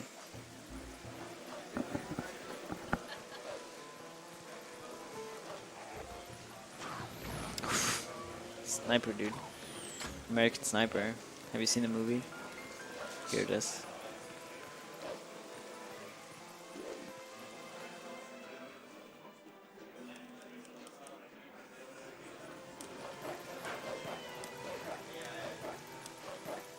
It's actually faster to do these dash cancels in Castletown because human link's speed is so slow in Castletown.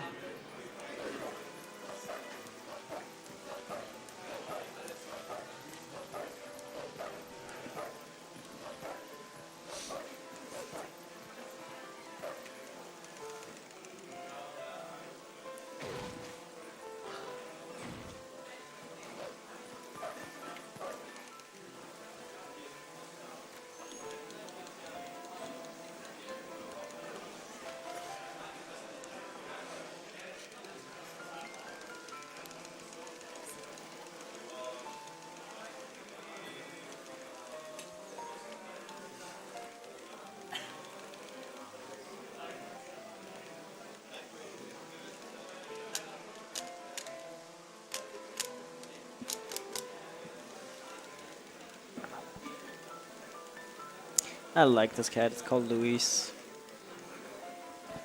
Pretty cool cat.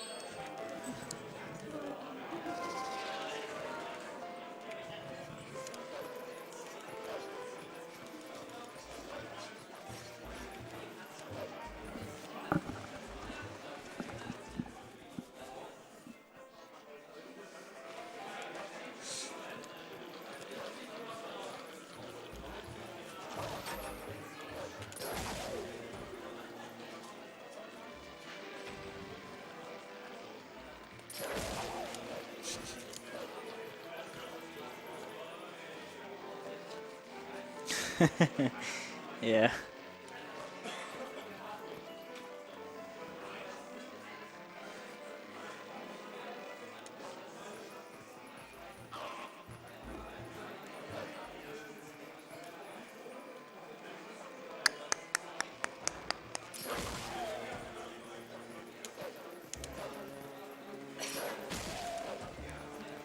So this segment is just really clever maneuvering and some jump attacks to skip some movement. And there's actually a cycle-based bridge going up and down here. And you have to move pretty optimally to catch the first cycle. So I should be fine here.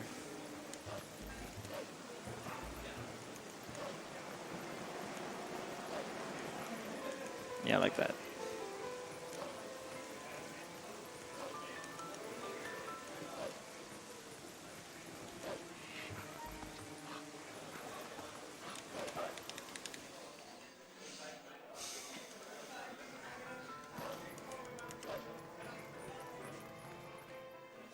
Okay.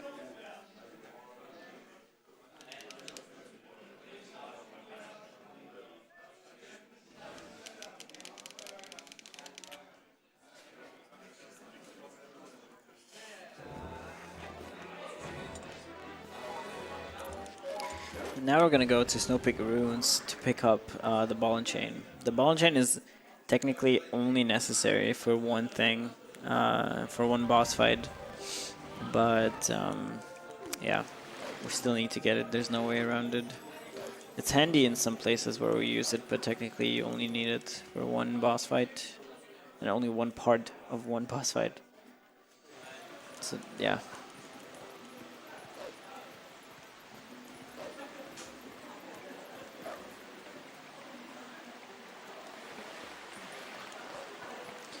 So there's a trick coming up called map glitch where I need to lean over a bit.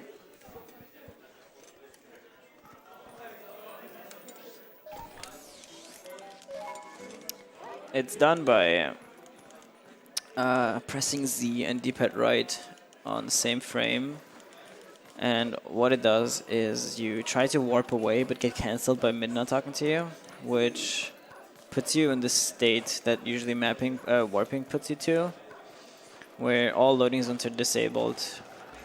So, and usually you would need the Reekfish scent here, but since the void out points that would take you away if you don't follow the right path are also only loading zones, you can actually just bypass them and run past. Only issue with this trick is all loading zones are gone too. That means you can't really proceed any further unless you reactivate loading zones. So there is no known way to just reactivate them. However, conveniently there is a howling stone placed here that is not activated by a loading zone, but just by howling, and you can use that one to reactivate loading zones and then proceed further on.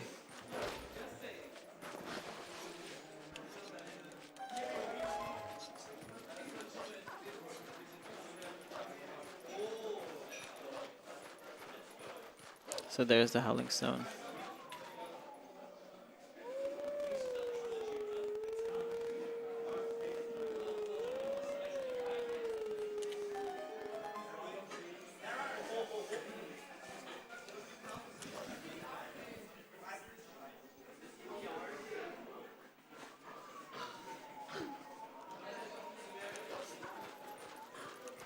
So if you would not reactivate the loading zone, you would actually get stuck here because by digging in, you hit a loading zone. But if it's not there, you're just soft locking because we'll think you can't continue on.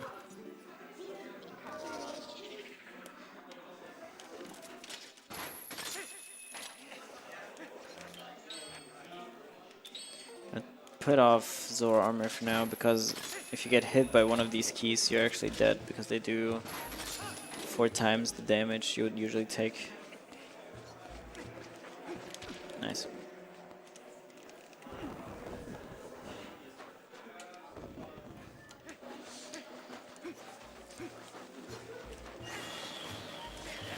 So you see this like thick fog, and you usually remove it by fighting shadow beasts, but you can actually trigger this cutscene by LGing into a certain spot and voiding out. That means you can continue on, but you have to live with this like fog where you can barely see in front of you. And we call this blind snowboarding. It's not technically blind, like you're not blindfolded or anything, but you barely see anything in front of you, so you do kind of have to know the route you're going. On HD, it's actually way, way easier.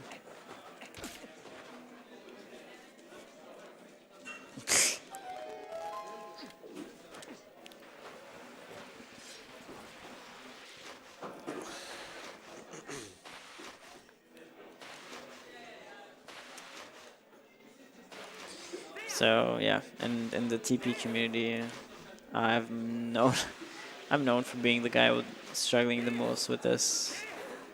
I think no one has voided out more than I have back in the day. Here it is again, back in the day. But yeah. It's not unlikely for me to void, but it's not unlikely for me to get it either, so who knows?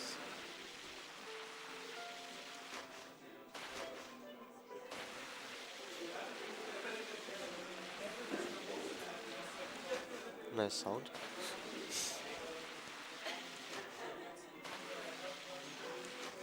Okay. Should be fine now. But yeah, now I think you know why it's called blind snowboarding. It's really just maneuvering and just having to know where you go. Okay. Oh, more Kejs. Yeah, that also means there's usually rupees that you can pick up on rooftops, but you can't do that. But it's fine because we have backup rupees you can get.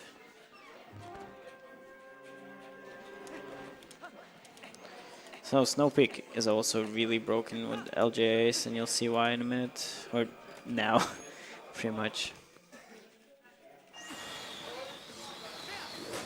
So this one LJ actually saved like half the dungeon already.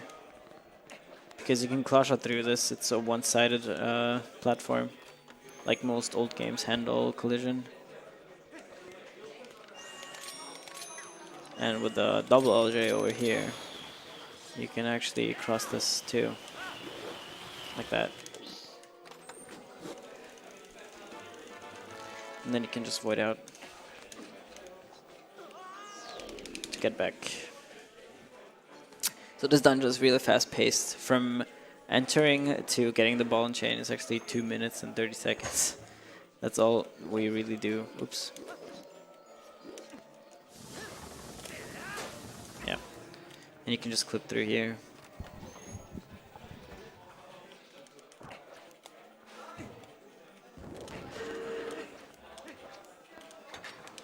And another thing coming up is called Freezer Clip, and it's also pretty interesting. Usually you would have to use this cannon on the right side, like that. But you can clip through the freezer and the door frame like that, get out of bounds, and then open the door from behind, like that. Saves a bunch of time.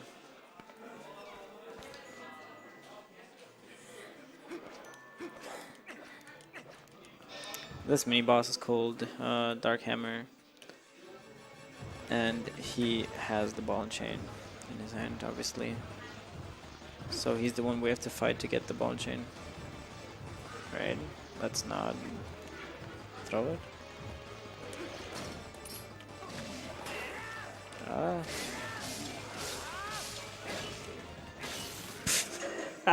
Alright, whatever. It worked. So yeah, pretty quick and easy boss fight, but it's actually, if you're not confident with this boss, he does 100 damage, and as you see, I'm at like 3. So it's 1 hit or 2 hits and you're dead.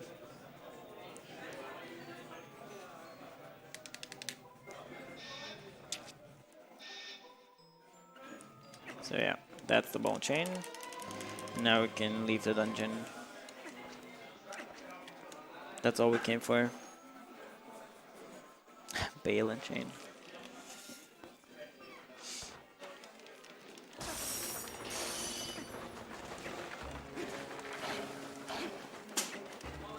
Yeah, so any percent would save and quit out, but since I can't do that, I just have to leave it the casual way, I guess. It's not too bad. And on the way, I can actually get another 100 rupee.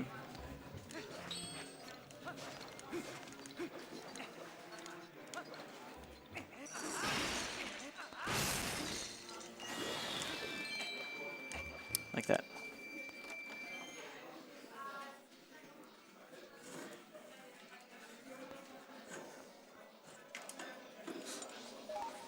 No, wait, I'm gonna get health, just in case. Okay, now with that we have the ball and chain, we can go to Arbitr's Grounds, which is one of the few dungeons that you actually have to do. Or finish.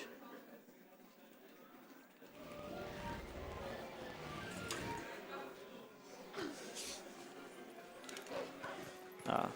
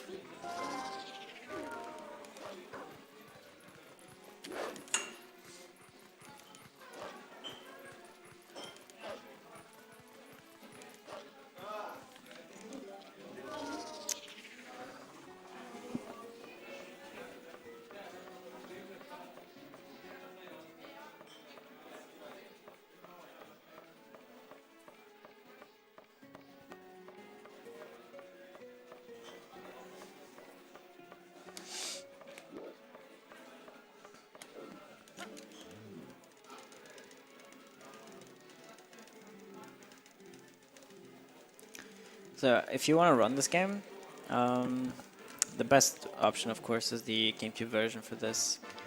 However, this game is actually it's gotten pretty rare because the Wii version didn't sell nearly as good as the GameCube version, so you'd have to invest quite some money to get the GameCube version. I actually have the version from 2006 back when my mom got it for us. So shoutouts to my siblings for not wanting their game back. I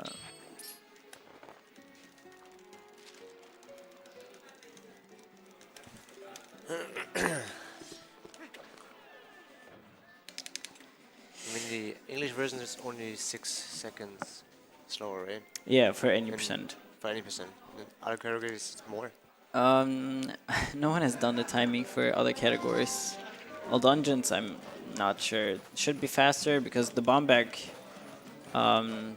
text is pretty fast for the German version, which makes it faster for any percent. But since no save code doesn't get a single bomb bag, it's probably slower. But I'm so lazy that I don't even care about the couple seconds, because that would mean that I would have to change my whole Wii language to English, and couldn't really care less for that. And German is a beautiful language, so True. I wouldn't get nearly as many memes in my chat if I would play in English.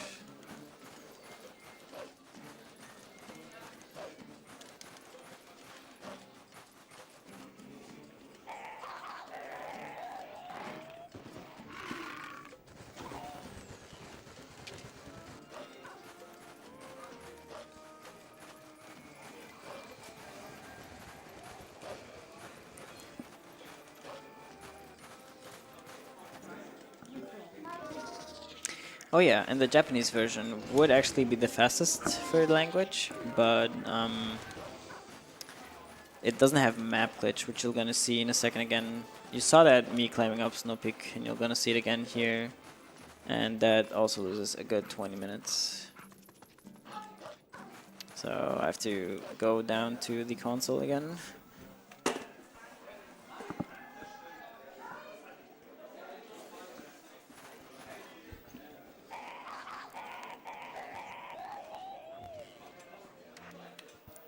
Okay.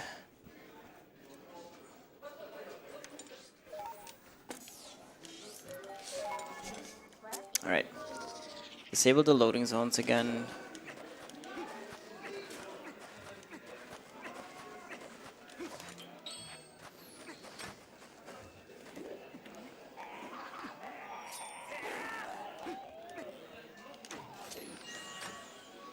Which lets me go into this out of bounds area.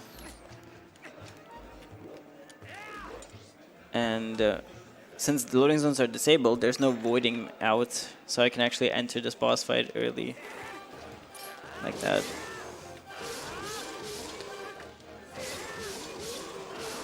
And then it's just a couple of quick spins and he's done.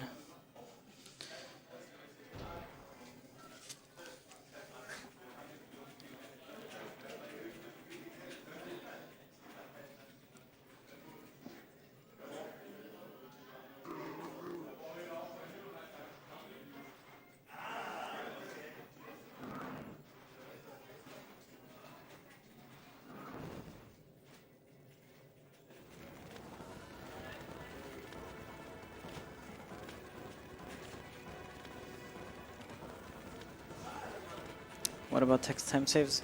There's a couple text boxes that are faster, like the boomerang, for example, but there's plenty that are slower, like iron boots, double claw shots, small keys. They're all slower on German compared to English.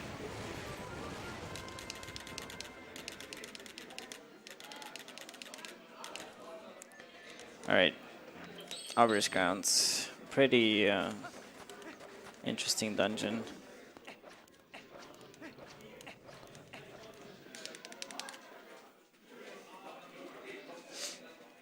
Also really hard. One of the harder dungeons, I want to say. It's not the hardest, but...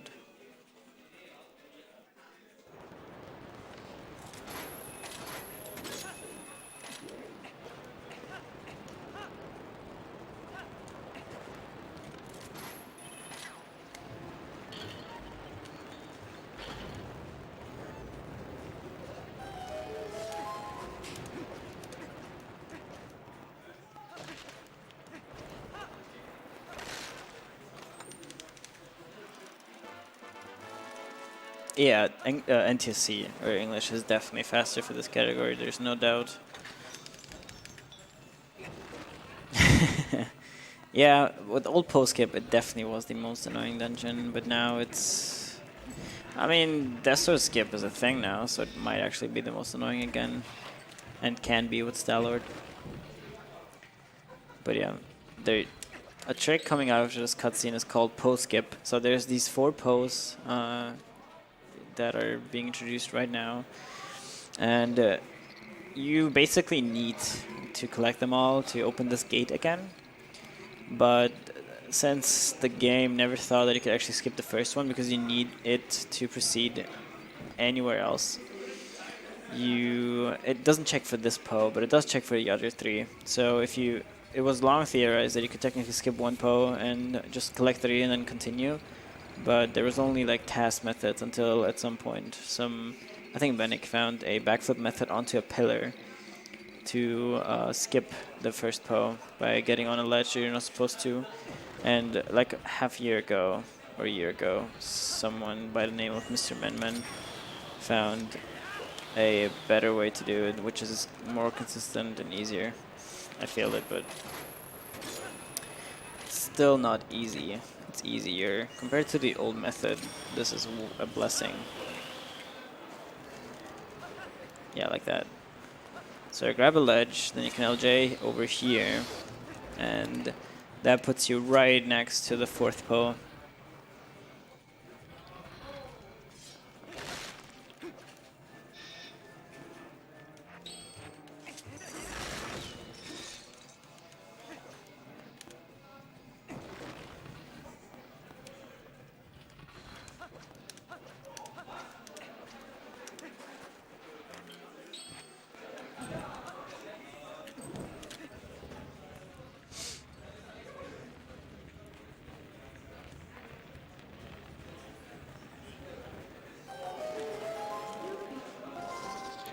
So yeah, now we're going backwards pretty much. I'm gonna go collect the 4th PO, which is this one.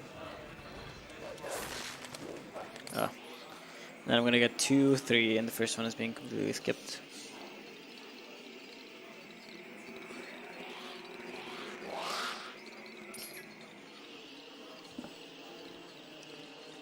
Do you need a bit of sleep? No. I already lived too long.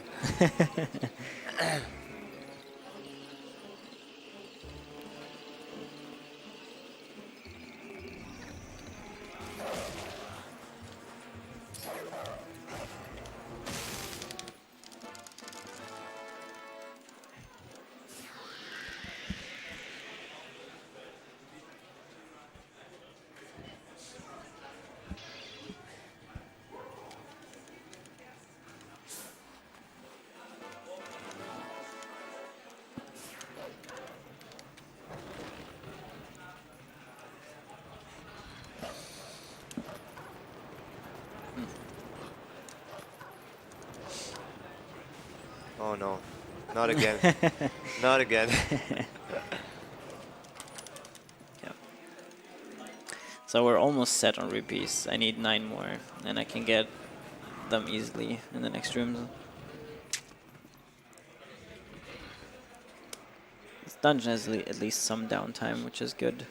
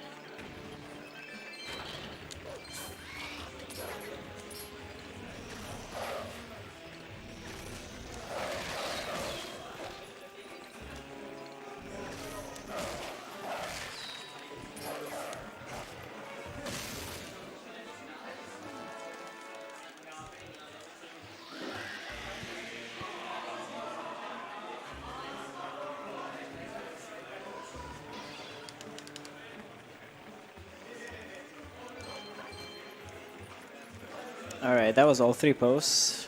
We have enough to continue on to the second part of this dungeon now.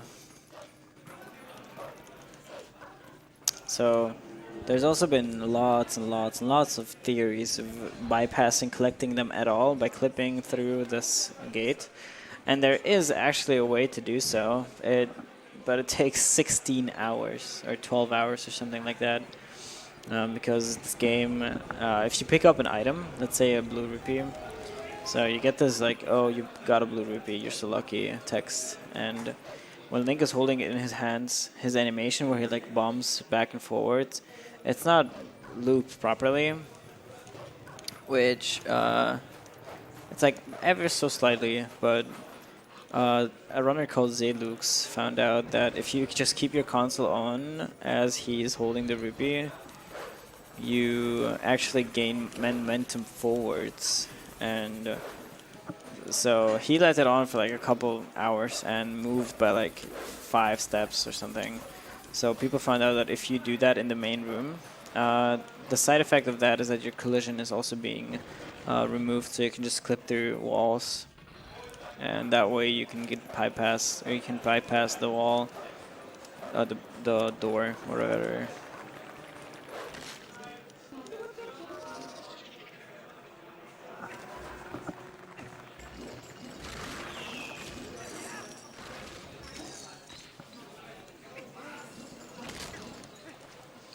I would say the dungeon is easier with post skip, especially with this method.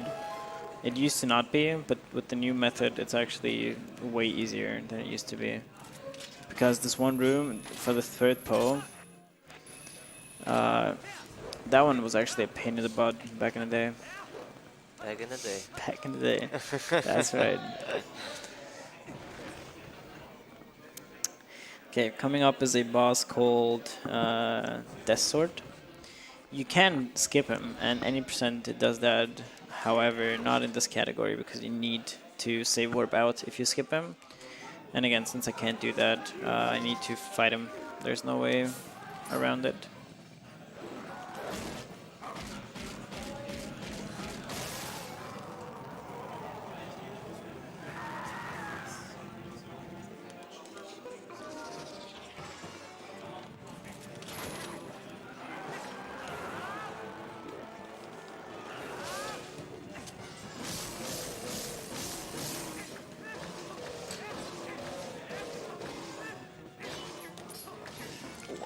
Hello?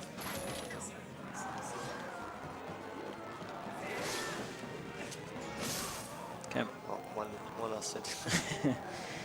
Yeah, so you can own him pretty badly with the ball and chain, which speeds up this fight quite by a lot. Okay, so what any percent would do now is just get the spinner and then save warp out, but since I can't do that, I actually have to backtrack a bit with the spinner.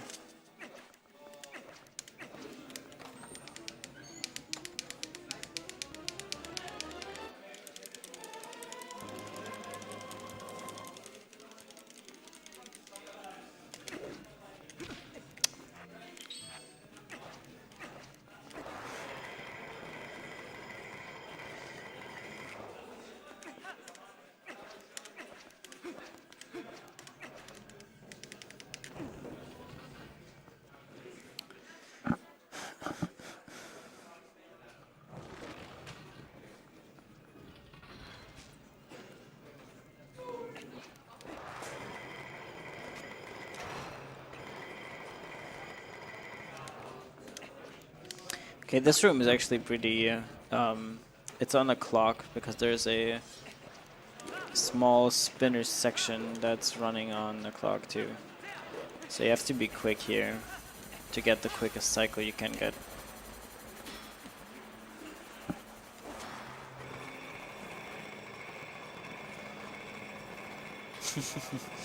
Ball and chain is so OP.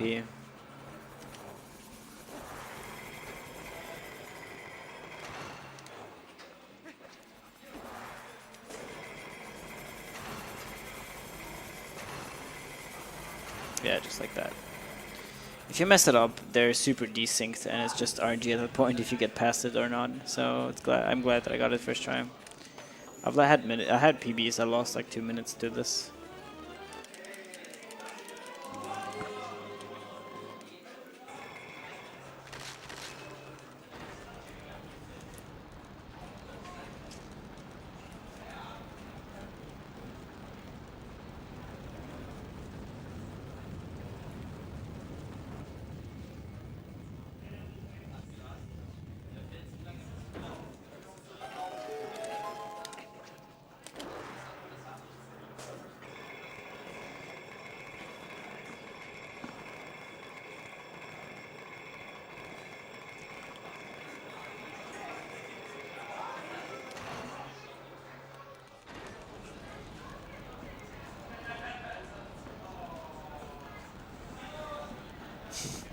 It's working, dude.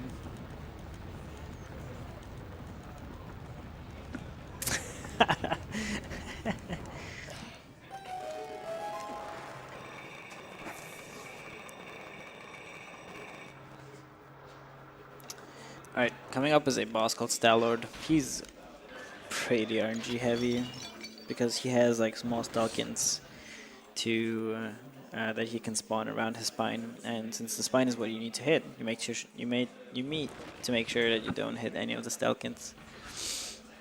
Wherever he spawns them is actually RNG. So.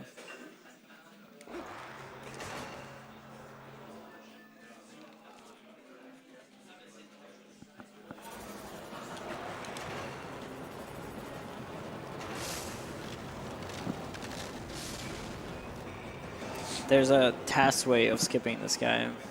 It's ridiculous, but it's possible. Okay, whatever. I can save it. So yeah, that was an instance of bad luck, really.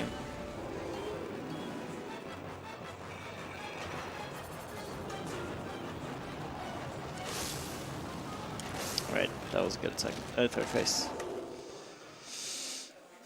Stellar skip requires you to do a glitch called claw shot actor displacement.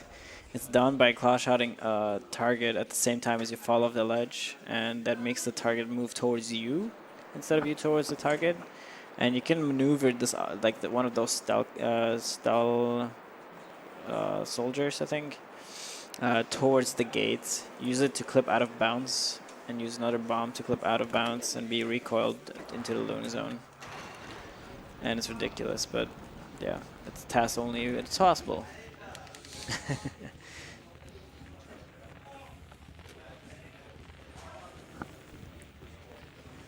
Ouch. Nice controller you have. Thanks. It's really, really good.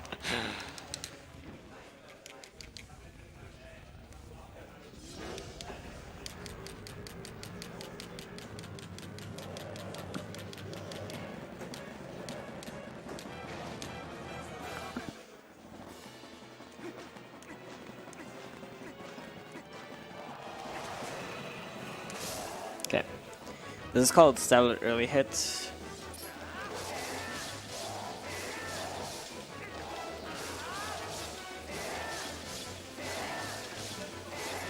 And it's done by rolling a certain distance until Stellar starts charging at you. And if that moment or a certain time frame, it's like 8 frames, if you get on a spinner, he's not fast enough to fly away from you, so you can actually hit him without going into this phase where you like jump back and forth until he's close enough. And that saves like 30 seconds, I think.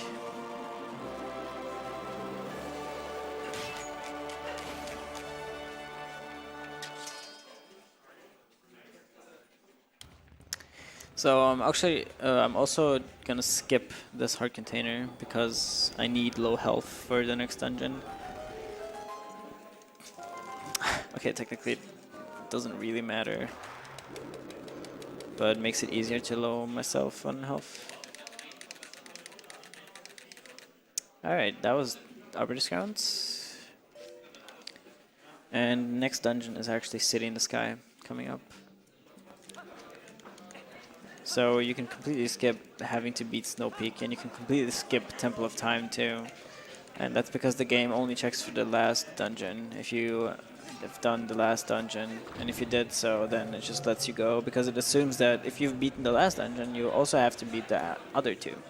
So it's kind of similar to Ocarina of Time, where you only have to beat a Shadow Temple and Spirit Temple.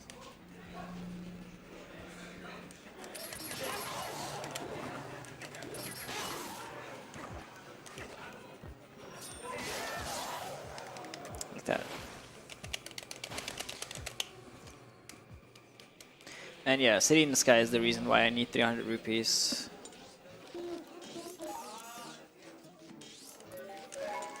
Because there's a cannon to repair. Also, you're usually not able to warp away from here, but if you zoom all the way in, Midna doesn't stop you from warping away. And the only reason why we beat Arborist is to trigger this like statue cutscene mirror shard thing. So yeah, now coming up is also a 40-minute time save, which is called Early City in the Sky.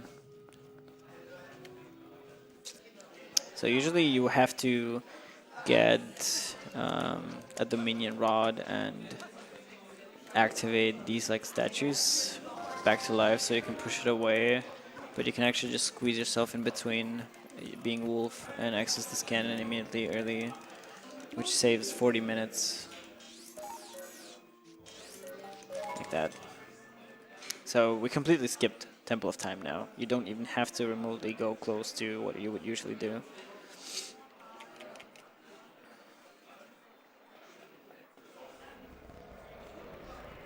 And I call City of the Sky, a City in the Sky, LJ City, because you'll see that you do a bunch of LJs in that dungeon.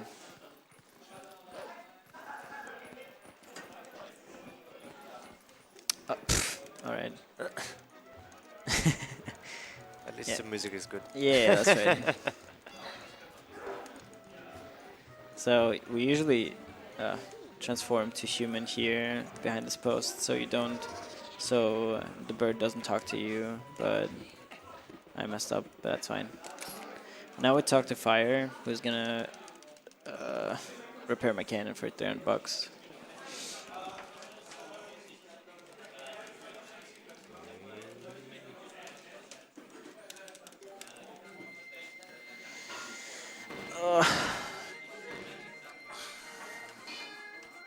Last hour.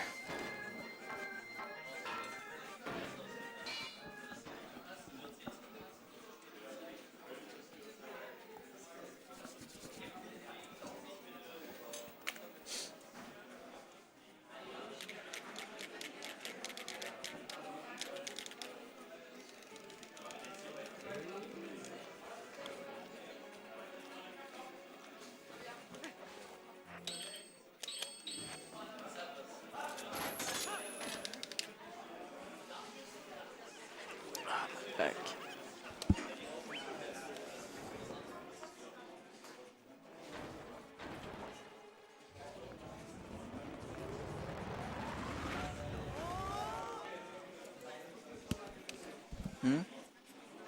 Sure.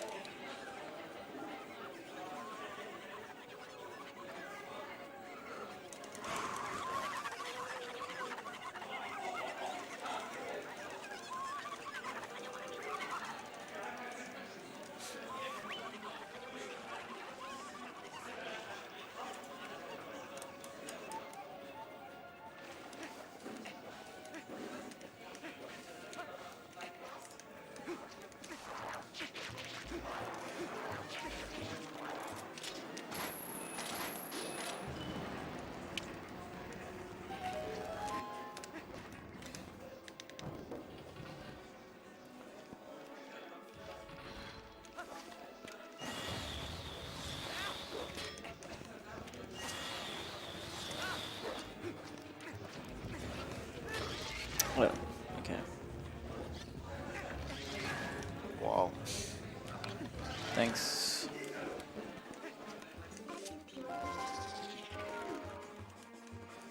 I have to open this door as Wolf because there's a huge fan up there that if you don't open it as Wolf, it starts running, or it just starts going on, I guess, which loses time because you can actually, if you have it prevented, or like if it doesn't work, you can actually get the boss key in this dungeon way earlier than usual, so you can bypass you can bypass a bunch of rooms in this if you do it that way.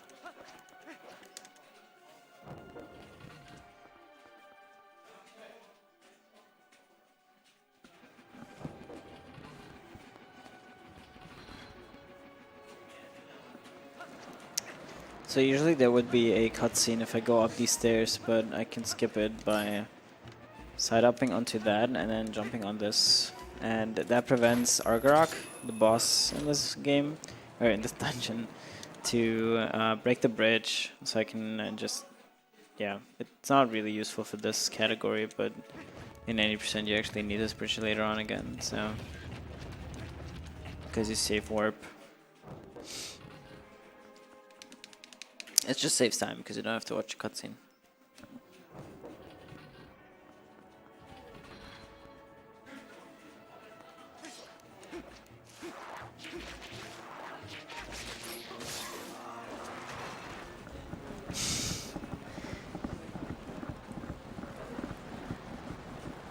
I think this is the last spinner part of this dungeon, so, or general, so enjoy it while it lasts. Alright.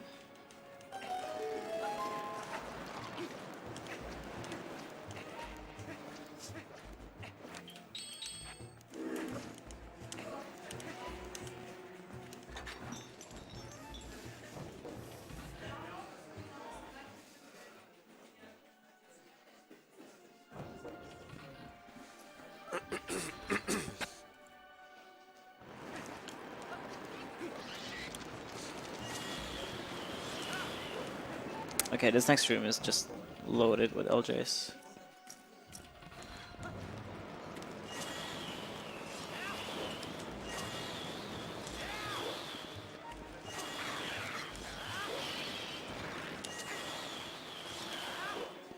Like that.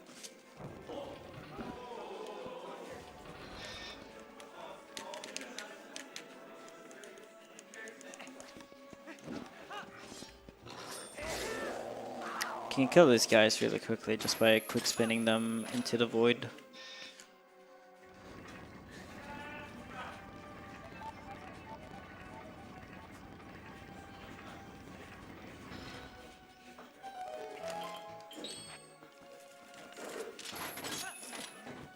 And you can use this Uku now to use this air not pod. It's Uku. There you go. To use this airstream up to get here. Like that. And the next year coming up is called Uku Jump. It's also a tiny, tiny sequence break for this room.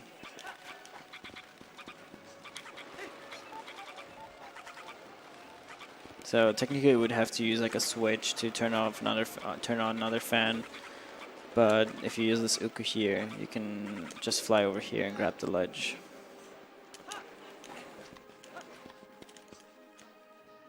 Okay, so normally you see people pick up a Uku and use it to get down here too.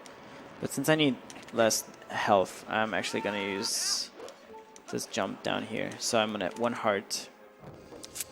And why I need low health is you're gonna see in a bit. So before this route, we actually had explosives for this fight. You don't really need explosives. Technically, you don't need them at all. But we do a small skip where we skip fighting this entire mini boss. But if you skip him, you're actually stuck inside. So any percent just save warps out. But since I can't save warp, I have to do something else.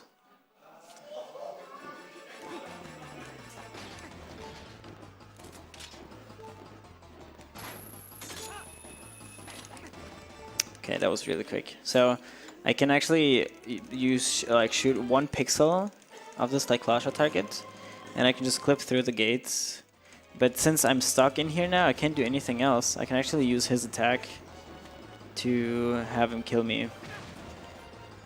So this is called a death warp that I can use, so I can spawn in front of the boss door again. But since I have the claw shots, I don't need to do anything. I don't need to fight him. I don't need to do anything. I can just move on. We used to use bombs to kill ourselves, but this is actually the new strat now, and it's kind of rough because if you're not fast enough, he actually won't be able to hit you, and then you have to do extra movement and extra time loss to have him still hit you through the gate, which can be RNG heavy, so.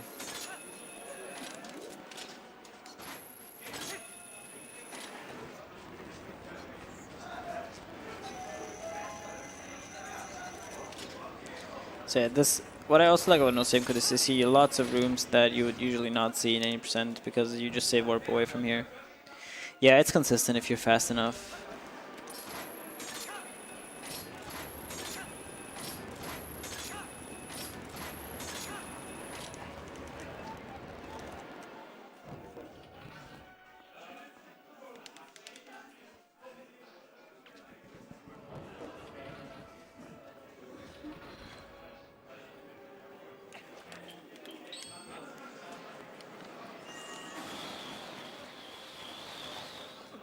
Oops.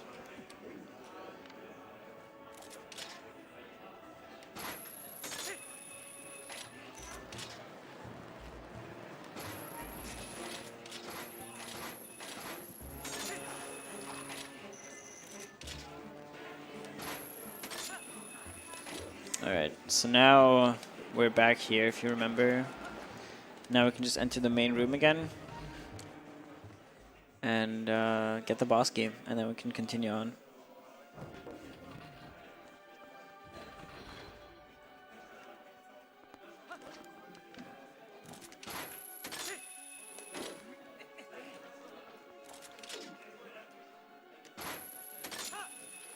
So yeah, usually this would be moving and I couldn't just climb up here. But since I never activated it, I can just go through.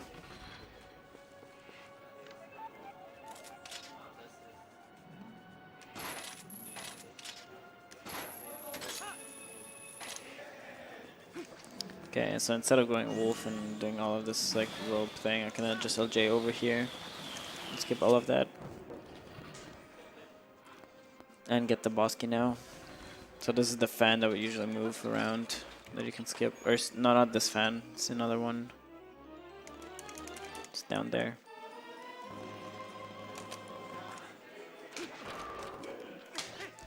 There's usually something you would activate. So you can continue on further there. But there's a workaround for that too. So there's these like big fans now that usually you have to have spinning.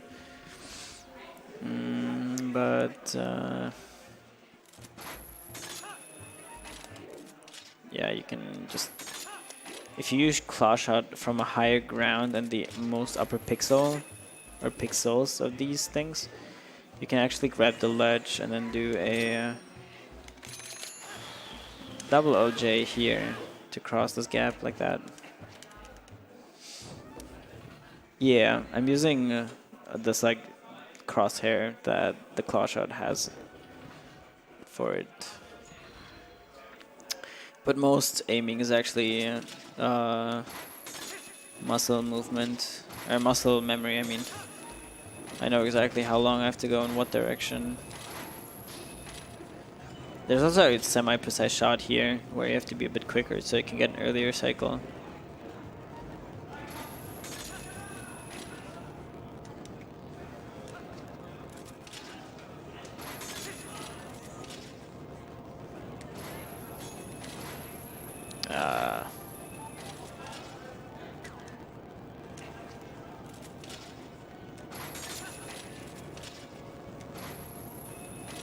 Dude.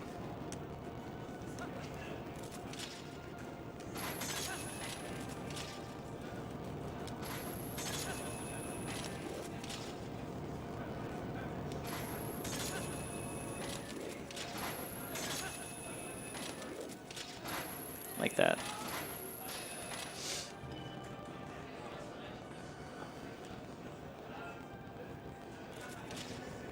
Oh yeah, there's nothing else on the TV that like gives me any hints. It's really just muscle memory at that point.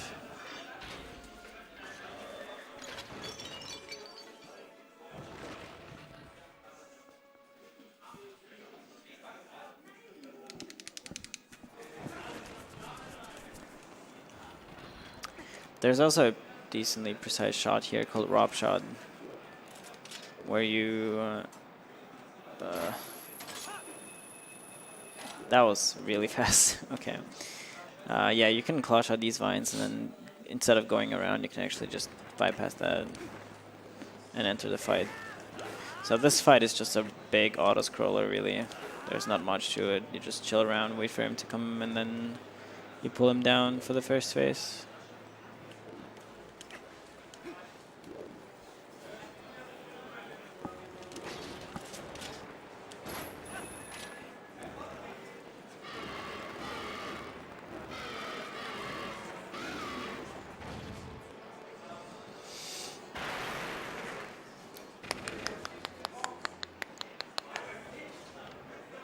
You can one-cycle this phase by being quick enough to get on a pillar and then clash on him again. Like that.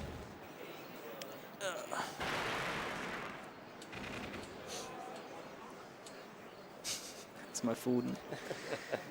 Bruder muss los. Any Germans? Any Germans? Okay.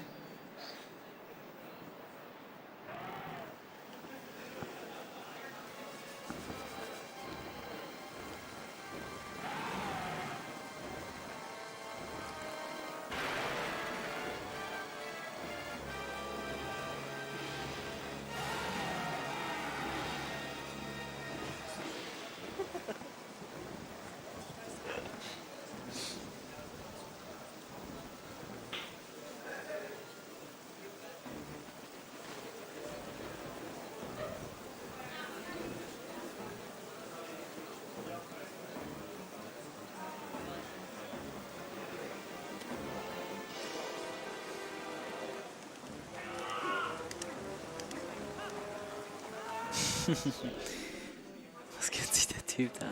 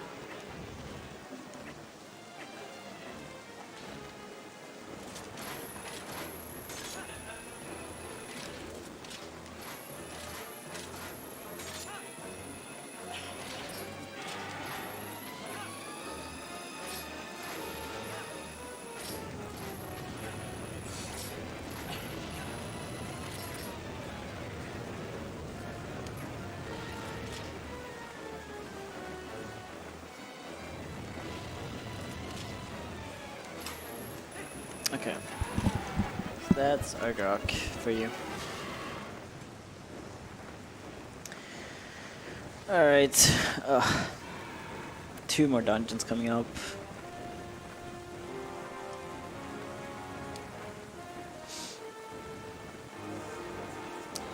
According to my calculations, I should still be able to be like 5 minutes under my estimate, so if I do well from now on.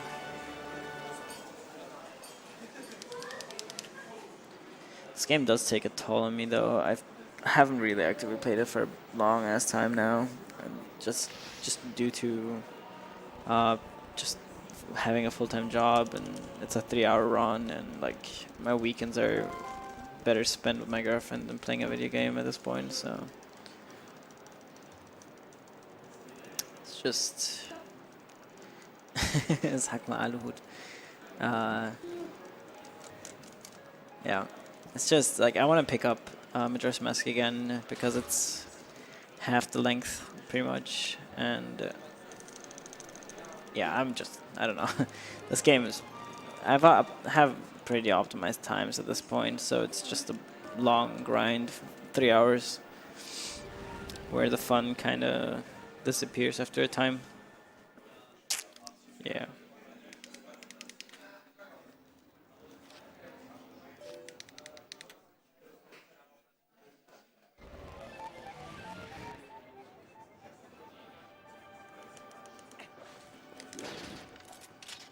Okay, coming up is the hardest dungeon in this game. It's Palace of Twilight.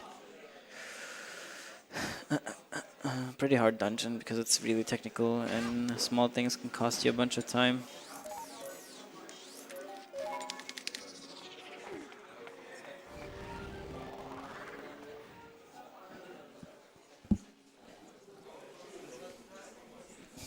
Hmm.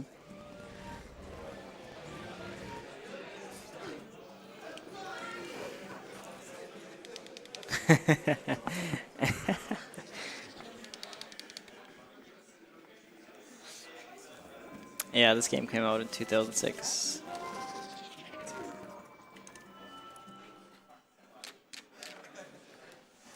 Yeah, we are old now.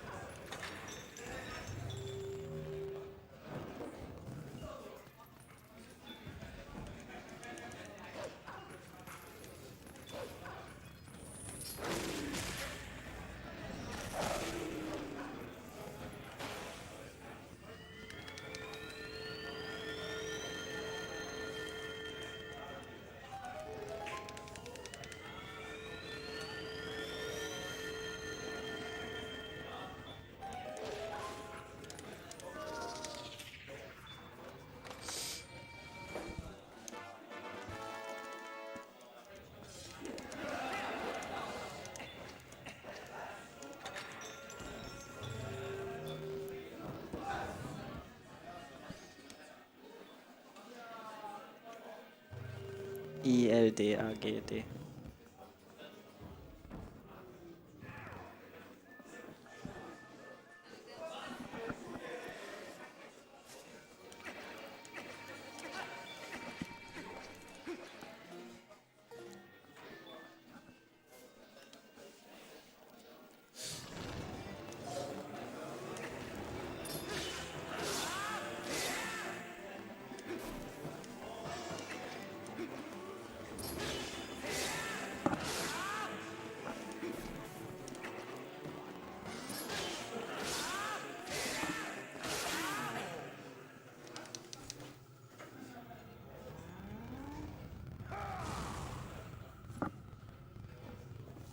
VDML.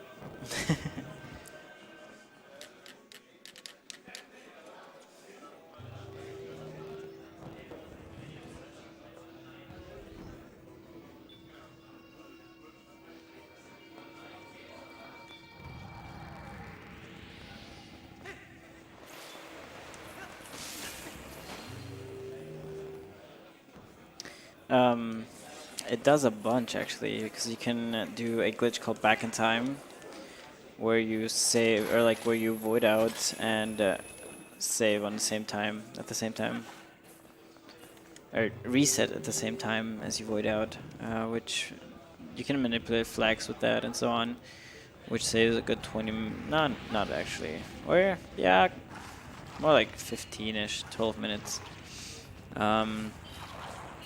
You can't do some shortcuts in temples if you don't save and quit, because in Arbitrus, for example, you can skip a fight, but you have to save orb out to have it actually save time. And just some movement is faster if you save warp instead of backtrack. That's the main difference.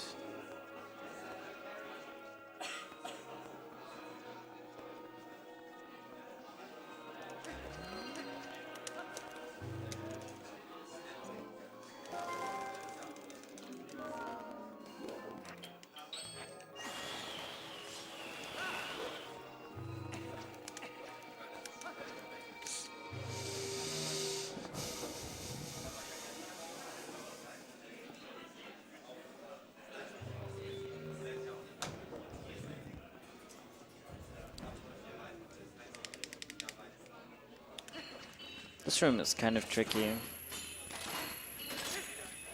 but it's fine. Because of the Zand head, you need to go fast.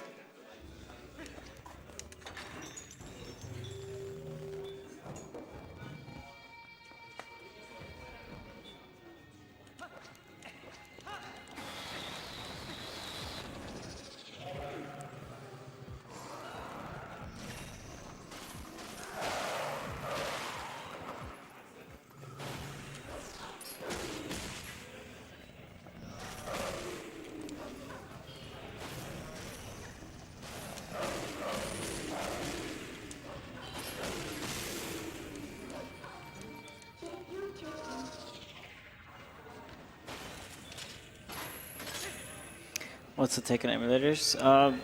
Different communities handle it differently. So this game, for example, emulators are completely banned.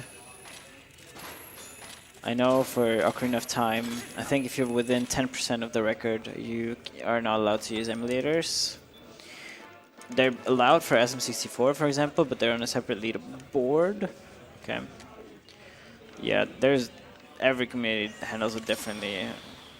I think they're the standard for Pokemon runs, or have been at least. Just very different. This game, there is no accurate enough emulator for Dolphin or for GameCube games for it to be comparable, so it's just completely banned.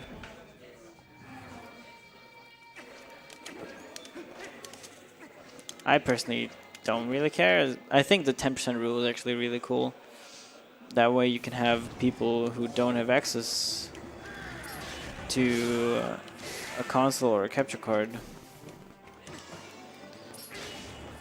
You can have them have times on leaderboards, but at the same time you keep original consoles the standard by, if you want to get good at them, or if you want to have a good run, be accepted, you should play on a comparative or a comparable console.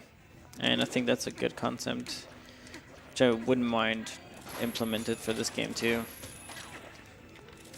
Because in the end, no one cares, honestly, as long as you don't want to go for record or anything.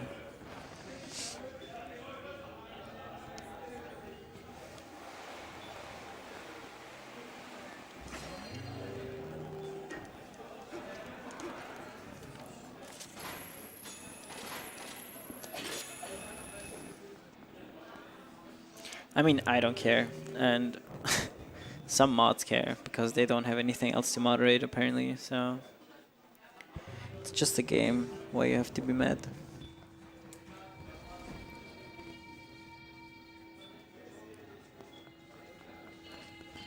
And I think in a sense, the reason that it's just a game is what makes speedrunning so less and less interesting to me. The concept of like playing a video game for so long, like 3 hours of your day just spent playing a video game where technically you haven't really achieved anything if you don't PB, is kind of, yeah.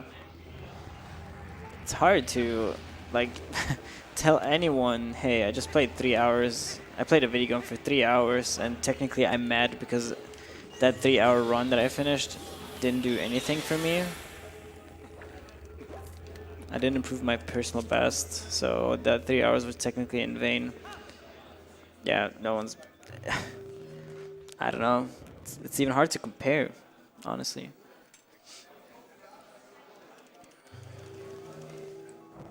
Just come back to MM. It's faster. Yeah.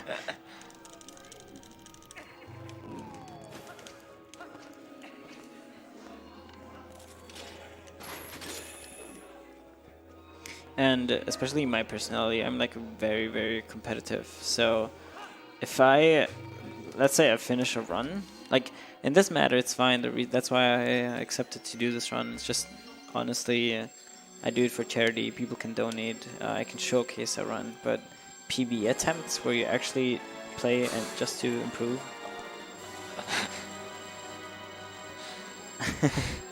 Yeah, I mean, yeah.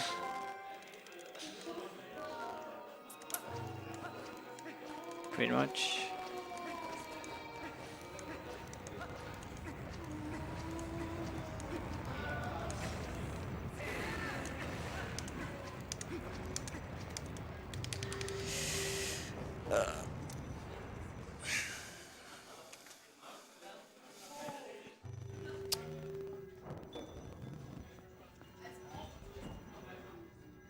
Yeah, having a kid automatically kills this to me personally.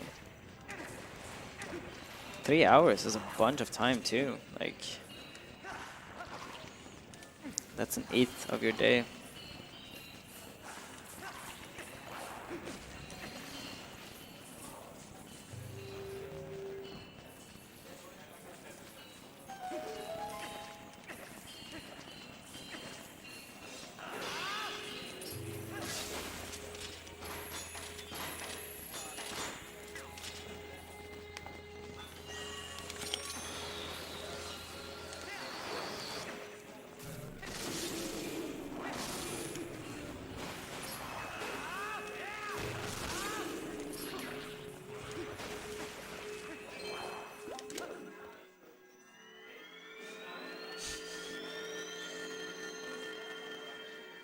Thank you for the follow. Although, thinking about it, who knows, this might be my last Twilight Princess run ever.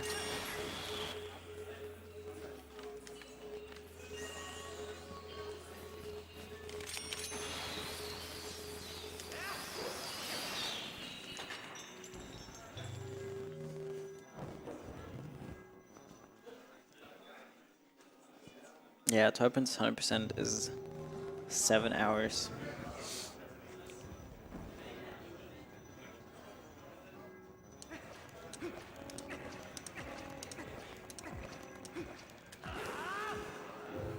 I mean, speedrunning has become a place for me where I met my friends. So I can't really say anything bad about it in general, but my specific situation where I speedrun a 3-hour game while having a full-time job where I spend 10 hours a day. Yeah, I have a girlfriend, I have other hobbies, I have just lots of things to do, and 3 hours if you already lose 10 to work and then another 8 to sleep, there's not much that you can do.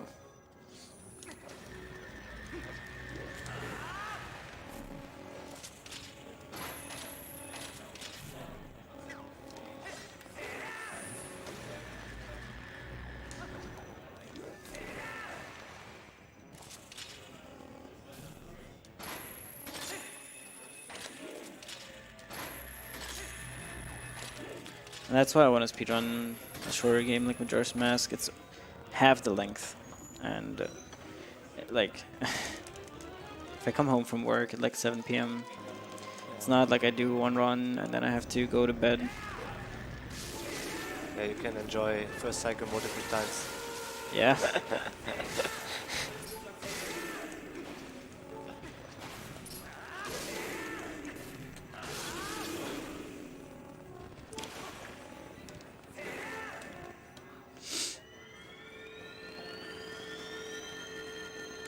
Yeah, I did learn a new game, but it's also 40 minutes only, but yeah, that's another time investment and I'm short on time.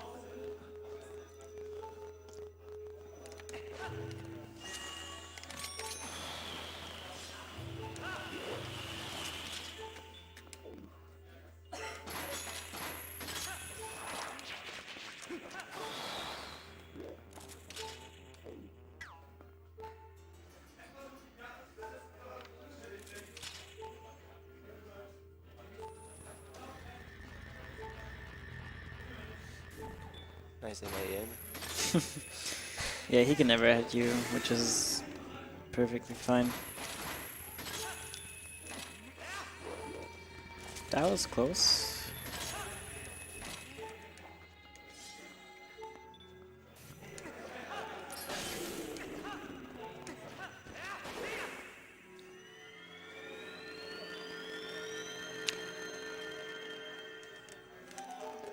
Oh yeah, I haven't even talked about, like, 3 hours is just the run. I mean, like, for me, I have like, yeah, I have in 90%, I have a 256. So compared to the record, that's 2 minutes off. 2 minutes off means I can only allow myself like 2.5 minutes of mistakes in a 3-hour run. So the time that I take to get a run going is already so time consuming that imagine spending an hour to get a run going to do a 3-hour run. That means I spent 4 hours doing one speed run where I might even not PB at this point, so 4 hours where I could drive across the country in my case.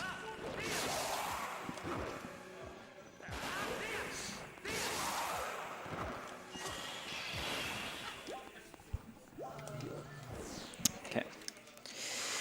So now that Palace is done, or kind of almost done, except for the boss, we're really nearing the very end of the game.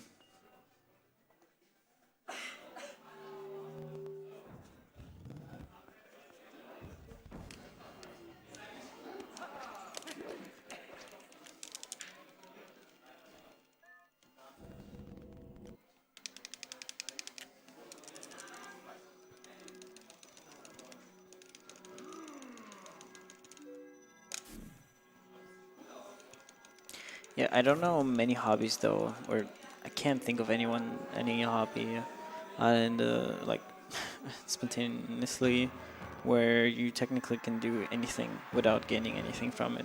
Because I don't think that a 3-hour run will actually have me improve in the game as much as people think. Every other hobby, sports, whatever, not only you do sports, which is good for your health, nice, or playing just a puzzle or whatever, is from solving a puzzle in the end, you still solved it. Unless you finish the game, but haven't really done anything. Kind of weird. I don't know. It's hard to explain. I don't want to talk speedrunning at all. It's a cool hobby. Just my particular case. Okay.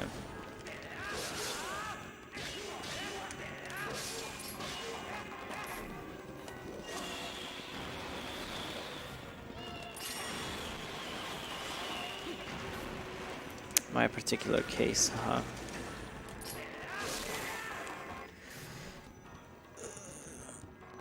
Yeah, and that's my point. I don't have nearly as much fun with this game anymore than I used to, which is fine.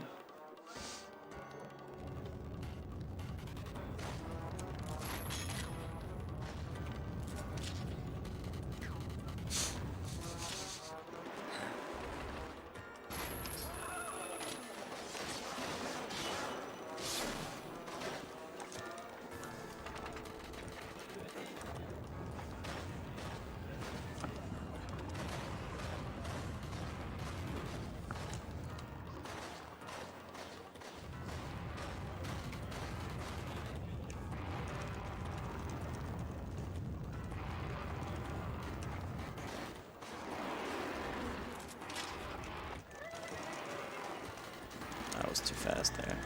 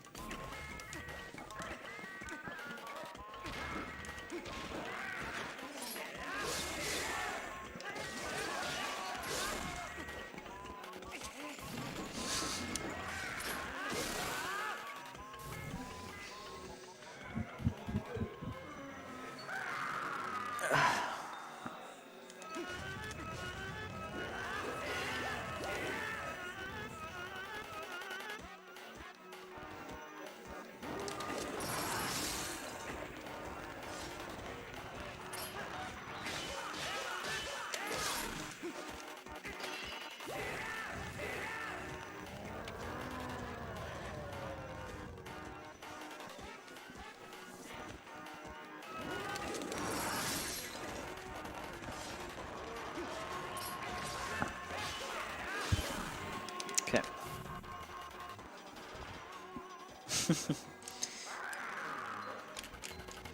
Oh yeah, so this Ice Zand fight that I just had is the only reason why I need the ball and chain. You can't knock him down anywhere else.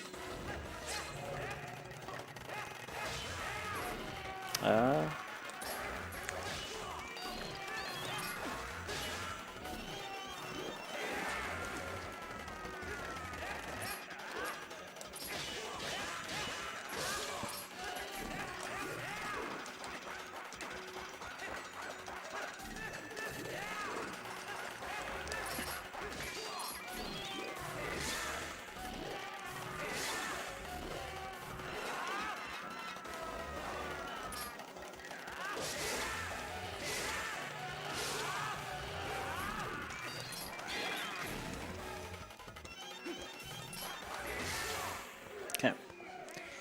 That fight can be faster, but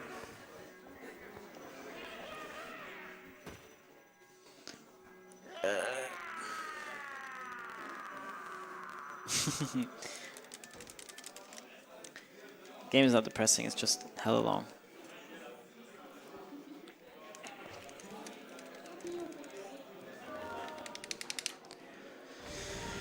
Alright. If you do want to pick up this game, you can actually go to the TP Discord. It's a bunch of people sharing the same interest in speedrunning as you, probably at that point, where you can just ask for tips and see new glitches, whatever. So yeah, if you want to learn it, you're definitely there for help.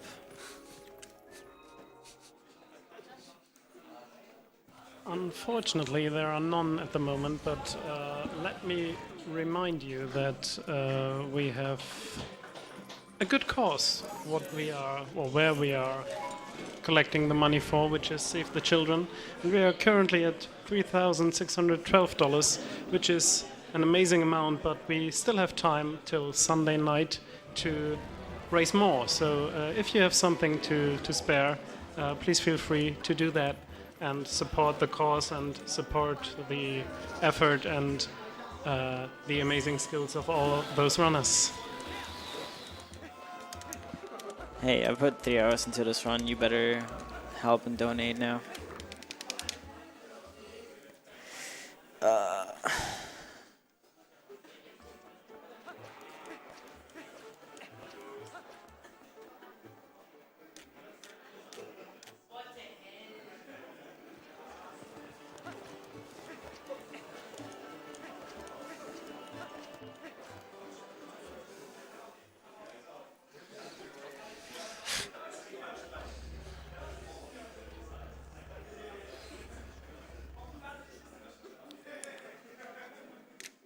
This is the longest cutscene where you can be idle.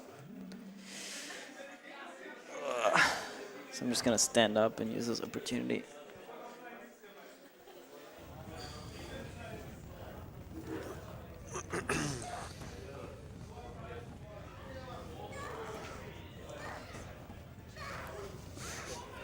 Show belly. No. Sexy six pack. Donate. Squidna.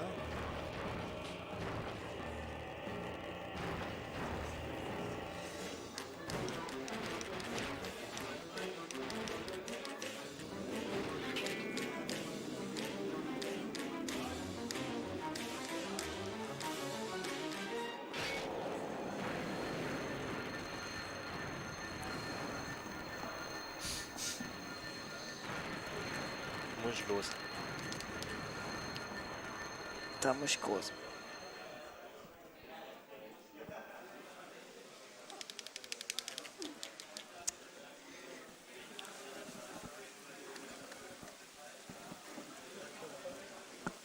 So yeah, if you follow me on Twitch, I'll probably be running Twilight. Yeah.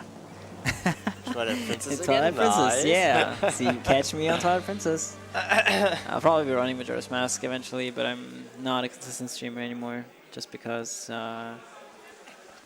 work. How far are we away? Unless my game crashes, I will be meeting my estimate. So I'll probably get like a 322, I think.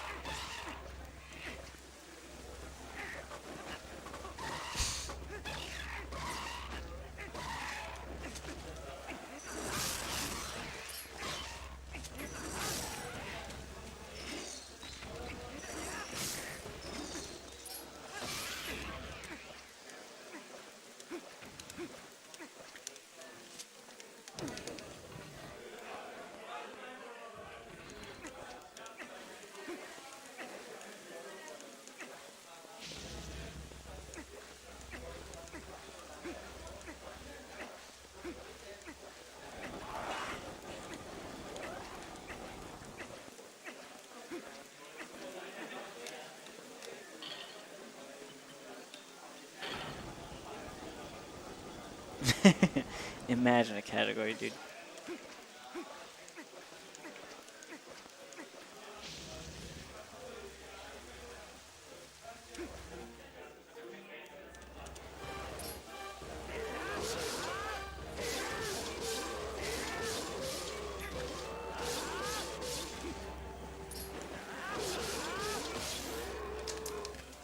Okay.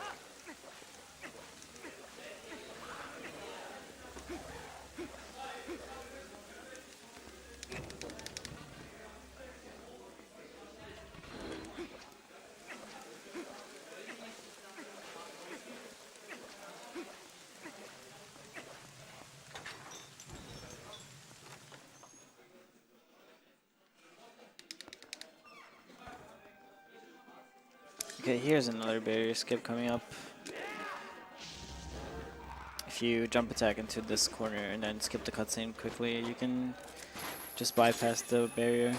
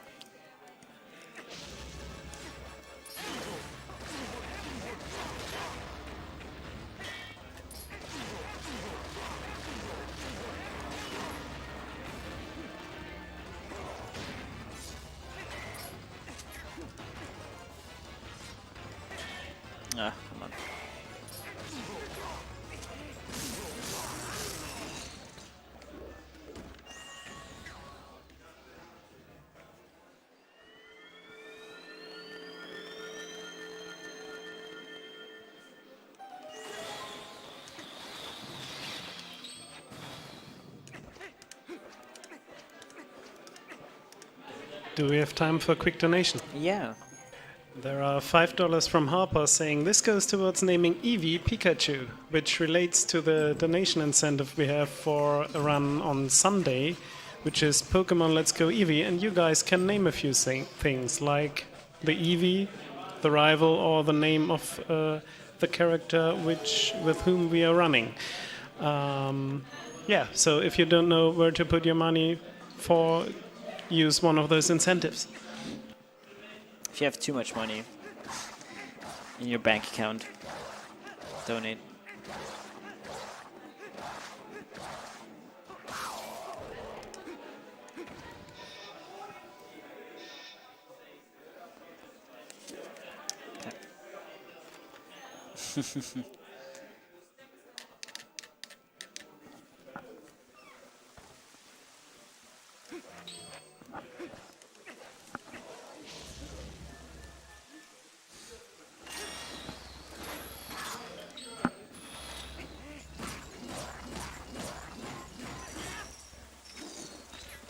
Wow, he dodged me.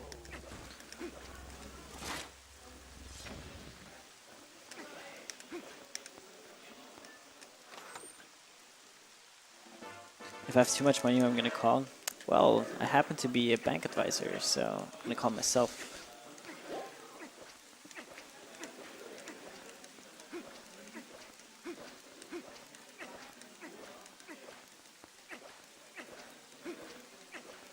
Ghostbusters.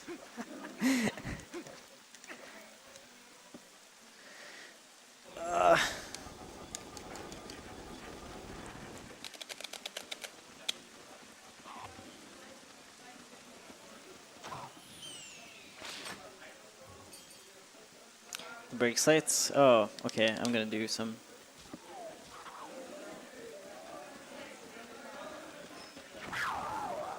Oh no, I didn't.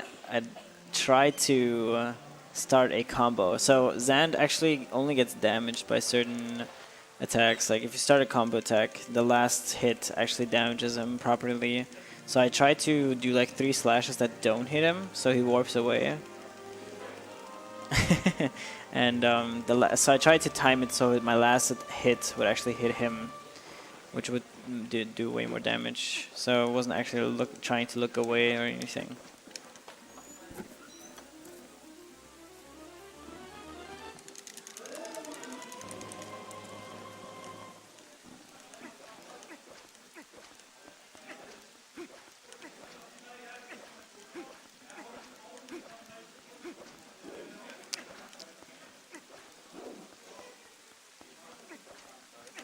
There you go. Moonwalk, yes. Donate. Donate for more moonwalks.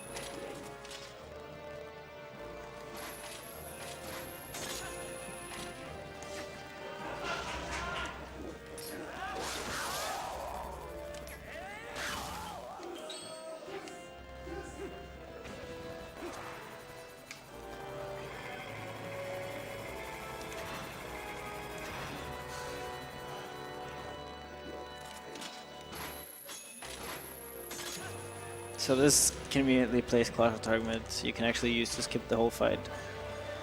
Stop showing off, dude. Speedruns are show-offs. Alright.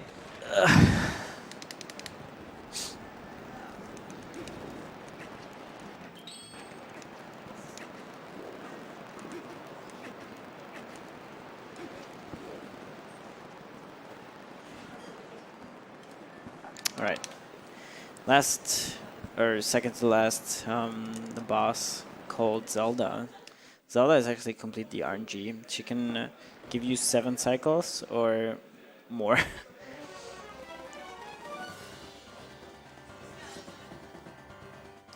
And cycles are determined by how long it takes her to give you 3 orbs like this one. So if she starts with 1, chances are high that it's gonna be a 7th cycle. But it can also be a 15th cycle. So second attack is something else like this. And then third attack should be a ball again, hopefully. Thank you, Anna.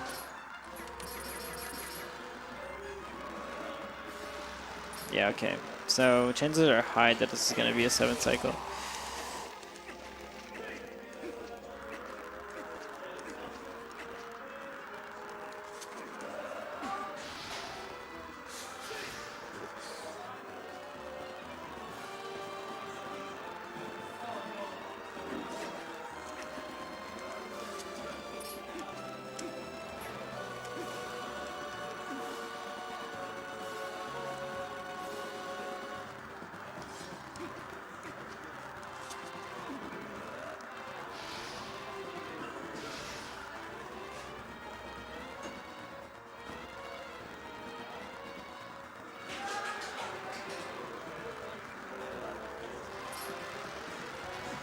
That was a really fast 7th cycle.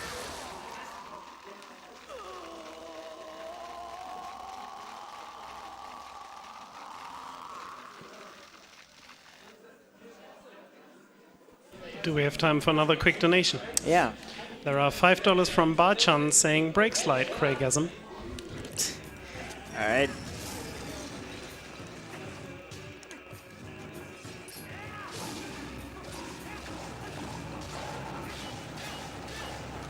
I'm here to serve. So yeah, this is called brake sliding. It's a technique where you keep forwards momentum.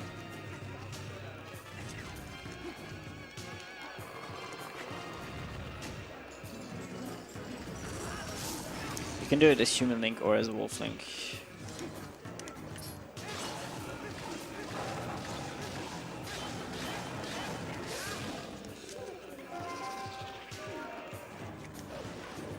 Like this. It's actually really useful in Scout Sword in one specific place.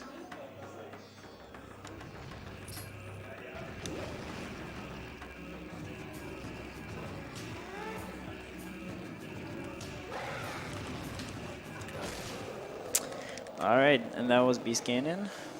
And now it's all the way down. And now it's going to be Horseback, and then it's going to be Ganondorf. And Ganondorf is the final boss, and it's actually the easiest too.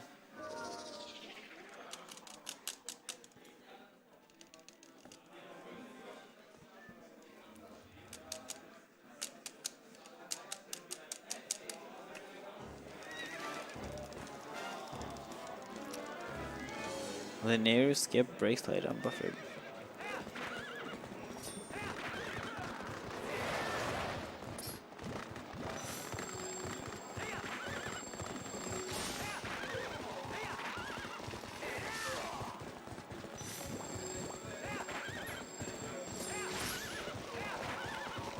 $360 no scope, dude.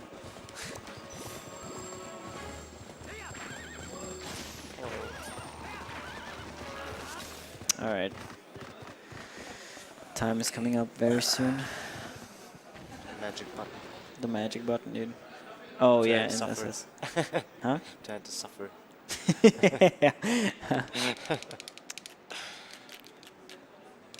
you want to keep your sanity, don't run this game.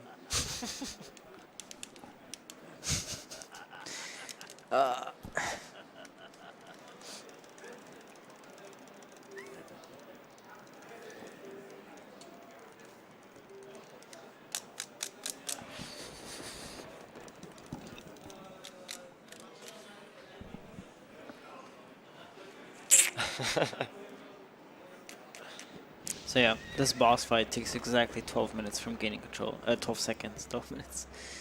12 seconds.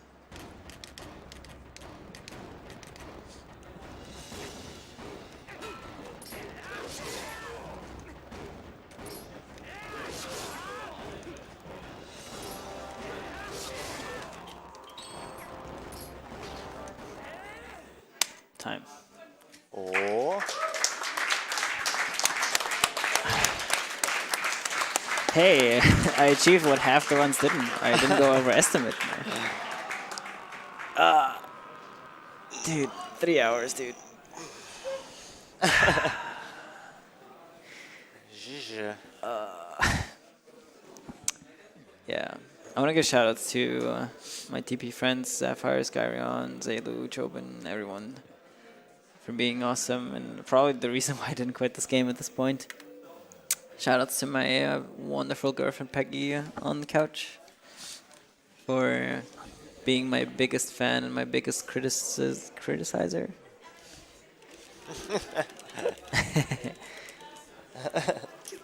So yeah, takes a very nice girlfriend that supports this long ass hobby. So yeah, shout outs to my co-commentator. You've done a great job. Thanks. I'm so excited to do another commentary of TP, where I know everything about the game. Shout outs to Andy, King K. Shout outs to SpeedCon for letting me do this for a good cause.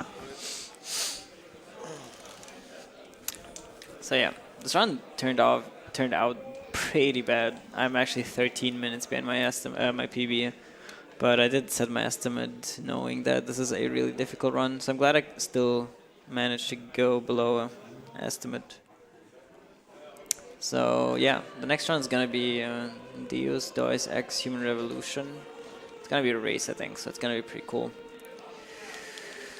Yeah, I'm gonna be peace out. Thanks everyone for watching, and yeah, enjoy the rest of the marathon. Thanks a lot, Kejs. And as we are going into short advertisement break, please make sure to refill your cups, go to the toilet and get those donations in, and get hyped for the next, indeed, race of Deus Ex Human Revolution by F. Paul and Heinke. It's going to be great, and we'll be back in a few minutes with that.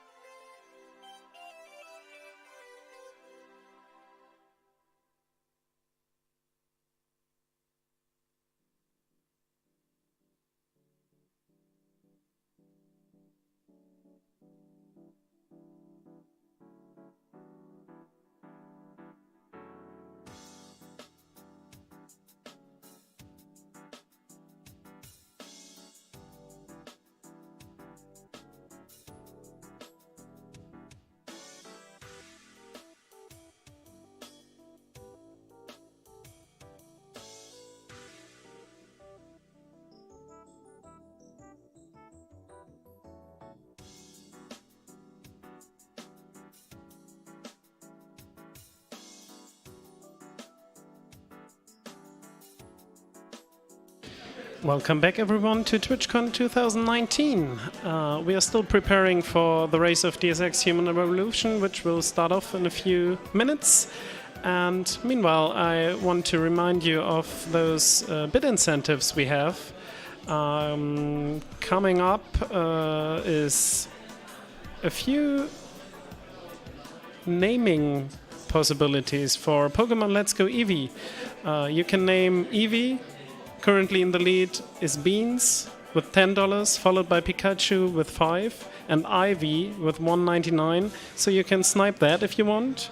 You can name the player, which is currently Oh No I with $21, Whatever with $15, slightly behind. So that's a close race. And you can name the rival as well.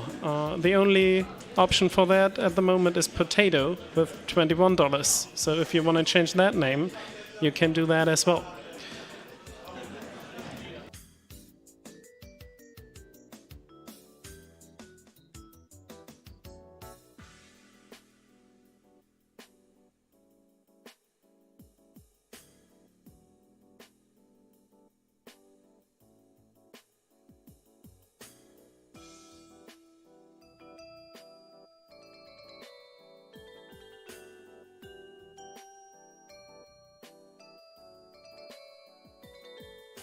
So I hope you're ready for the race of DSX Human Revolution by F. Paul and Heinke, because we certainly are.